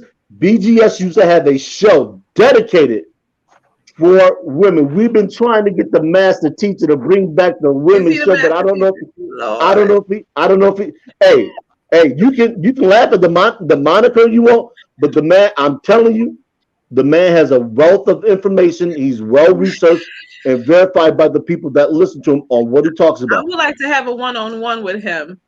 I don't know if you're ready for that. Well, actually, let me recant that statement. You might be ready for it, but the question is the general masses ready for him? Is he ready for me? The man has kids your age. And so if you can bring something to him that he hasn't seen, it will be a first. I would love to have a conversation one-on-one with anybody that's been on this show or in the chats, because he has a catalog that's probably 8-9 years worth. I mean, again, I would share his stuff in the group more if I thought people would actually watch it, but I know people aren't really interested, so I don't. But I'll share his stuff from BGS from women. It's very relevant. Very relevant. I show you better than I can tell you. So, who has a show out there in these chat, guys, that we could come and hear you guys, hear your wisdom, they're out there. Knowledge and understanding, that I would love to be able to. How old do you think I am, Sir Anthony? I think you think I'm 23 with 6 kids. That's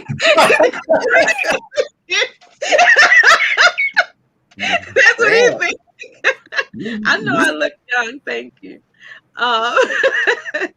That's what they think of black women. You probably 23 with 6 kids. Spend them out at 12. Right. I just wanted to see if anybody in the chat share. I'll go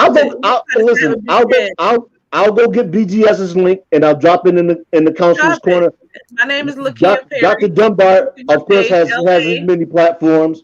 And I don't know who else in the chat has them, but I'll go get BGS's link and I'll drop it in the in the Counselor's Corner. That, and my name is Lakea, Lakea Perry, Perry. You can find me on Facebook, Instagram. That's not my name on Instagram. But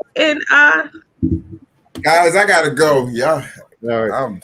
We gonna give our closing comments. We're gonna get up out of here. Oh Lord. If Janet, y'all you wanna still say there? I'm still here. Closing All right. comments. We're gonna get out of here. Everybody get their closing comments. We're gonna get out of here. I'll start first. Hey, ladies, thank y'all for being good sports and hanging in there. You know, as I like to close, growth and understanding occurs in the gray area. Godspeed. See you next time. All right. All right. I just want to say this was the longest show I've ever been on in my life, but I enjoyed it. Janet, it was good meeting you, and hopefully you'll come back and join us again. Oh, I don't know about that. It's all good. Man, It's don't all even good. try. You'll be back.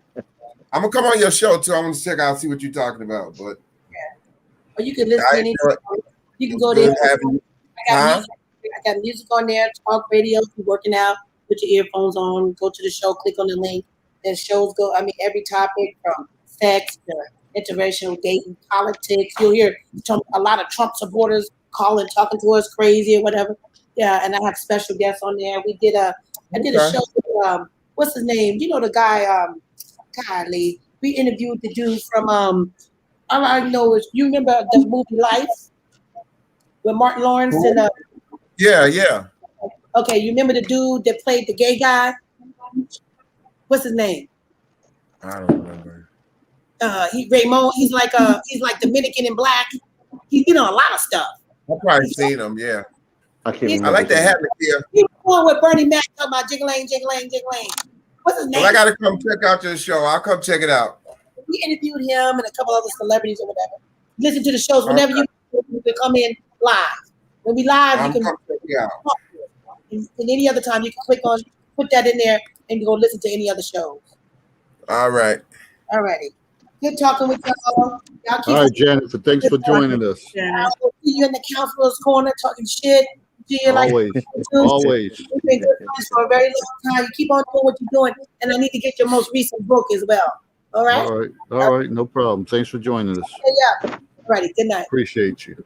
Good night. Willie, you got any closing comments? Oh, you already said yours. That was good. I'm good. My apologies, David, if I did too much on the comments. It was just it was entertaining. It was very entertaining. I'm sorry. One thing I will say, and I'm going to go back to an oldie but goodie. And this is all things whatsoever you would that men should do unto you, do you even unto them. So what I'm trying to say, do unto others as others will do unto you. Amen. Treat me the way you want to be treated. Treat me. I give you what you give me. I give you how I want to be treated. Because what goes around comes around. That's right. Preach, sister. Preach. All right.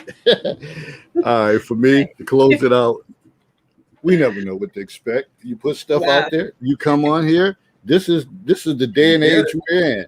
I mean, whether you're in Blog Talk or whatever, Blog Talk, you on the phone, whatever. If you cut the chats off, whatever, then you don't have the ability for people to comment. We want people to comment. We want people to say what they say, and it's gonna make you. Sometimes it's gonna make you feel uncomfortable. But anybody with sense knows that uncomfortability is growth, makes you grow. So some of the conversations, you may not like what people say in the chat. In the Counselor's Corner, I put stuff out there and I get roasted or whatever the case is. It don't stop me. I'll probably post one 10 minutes later after that. I don't care. So this is what it's about, whatever. We got to stop shying away from stuff that make you feel uncomfortable or think, oh, they're being disrespectful or whatever. If you make a comment, somebody more than likely they might not like what you got to say, and you deal with it. And like Herb said, don't monitor the chat, then turn that off and just have a conversation. Even though it seemed like it was steered off in the wrong direction, stuff in the chat was based on stuff that was said on the panel. You can't blame that. What you want them to do? I'm not. We're not at the level to say, "Hey, y'all can't say anything. Don't even comment," because that's the point. Nobody would view any of it. So you got to expect that people are going to comment and say what they say. We can't control that. I'm sorry. So if you're disappointed in what was said tonight or disappointed in the chat, I'm going to say you're going to have to get over it, because you know what? This conversation ain't over with. It's going to still come up again and again. All this stuff run parallels to each other, and I'm sure we're going to have it. It's going to come up in some shape or form. I appreciate Lakia. I appreciate Janet, Christine for being a part of here. I appreciate Willie, Herbert. I appreciate all the guys and the women that was in the chat. And that's what makes stuff move. We got to have it. And we don't feel uncomfortable. Oh, well, deal with it. Put your as they say, put your big boy drawers on, your big girl panties on, and deal with it. So I'm guaranteeing you, somebody going to lay the night on their pillow and think about something that was said in the chat. In the chat or on the panel. So with that said, we out. Have a good night. It was Yeah. fun. Good night. As always. All right. All right. Take care, everybody. Stay COVID free, man. Good All night. right.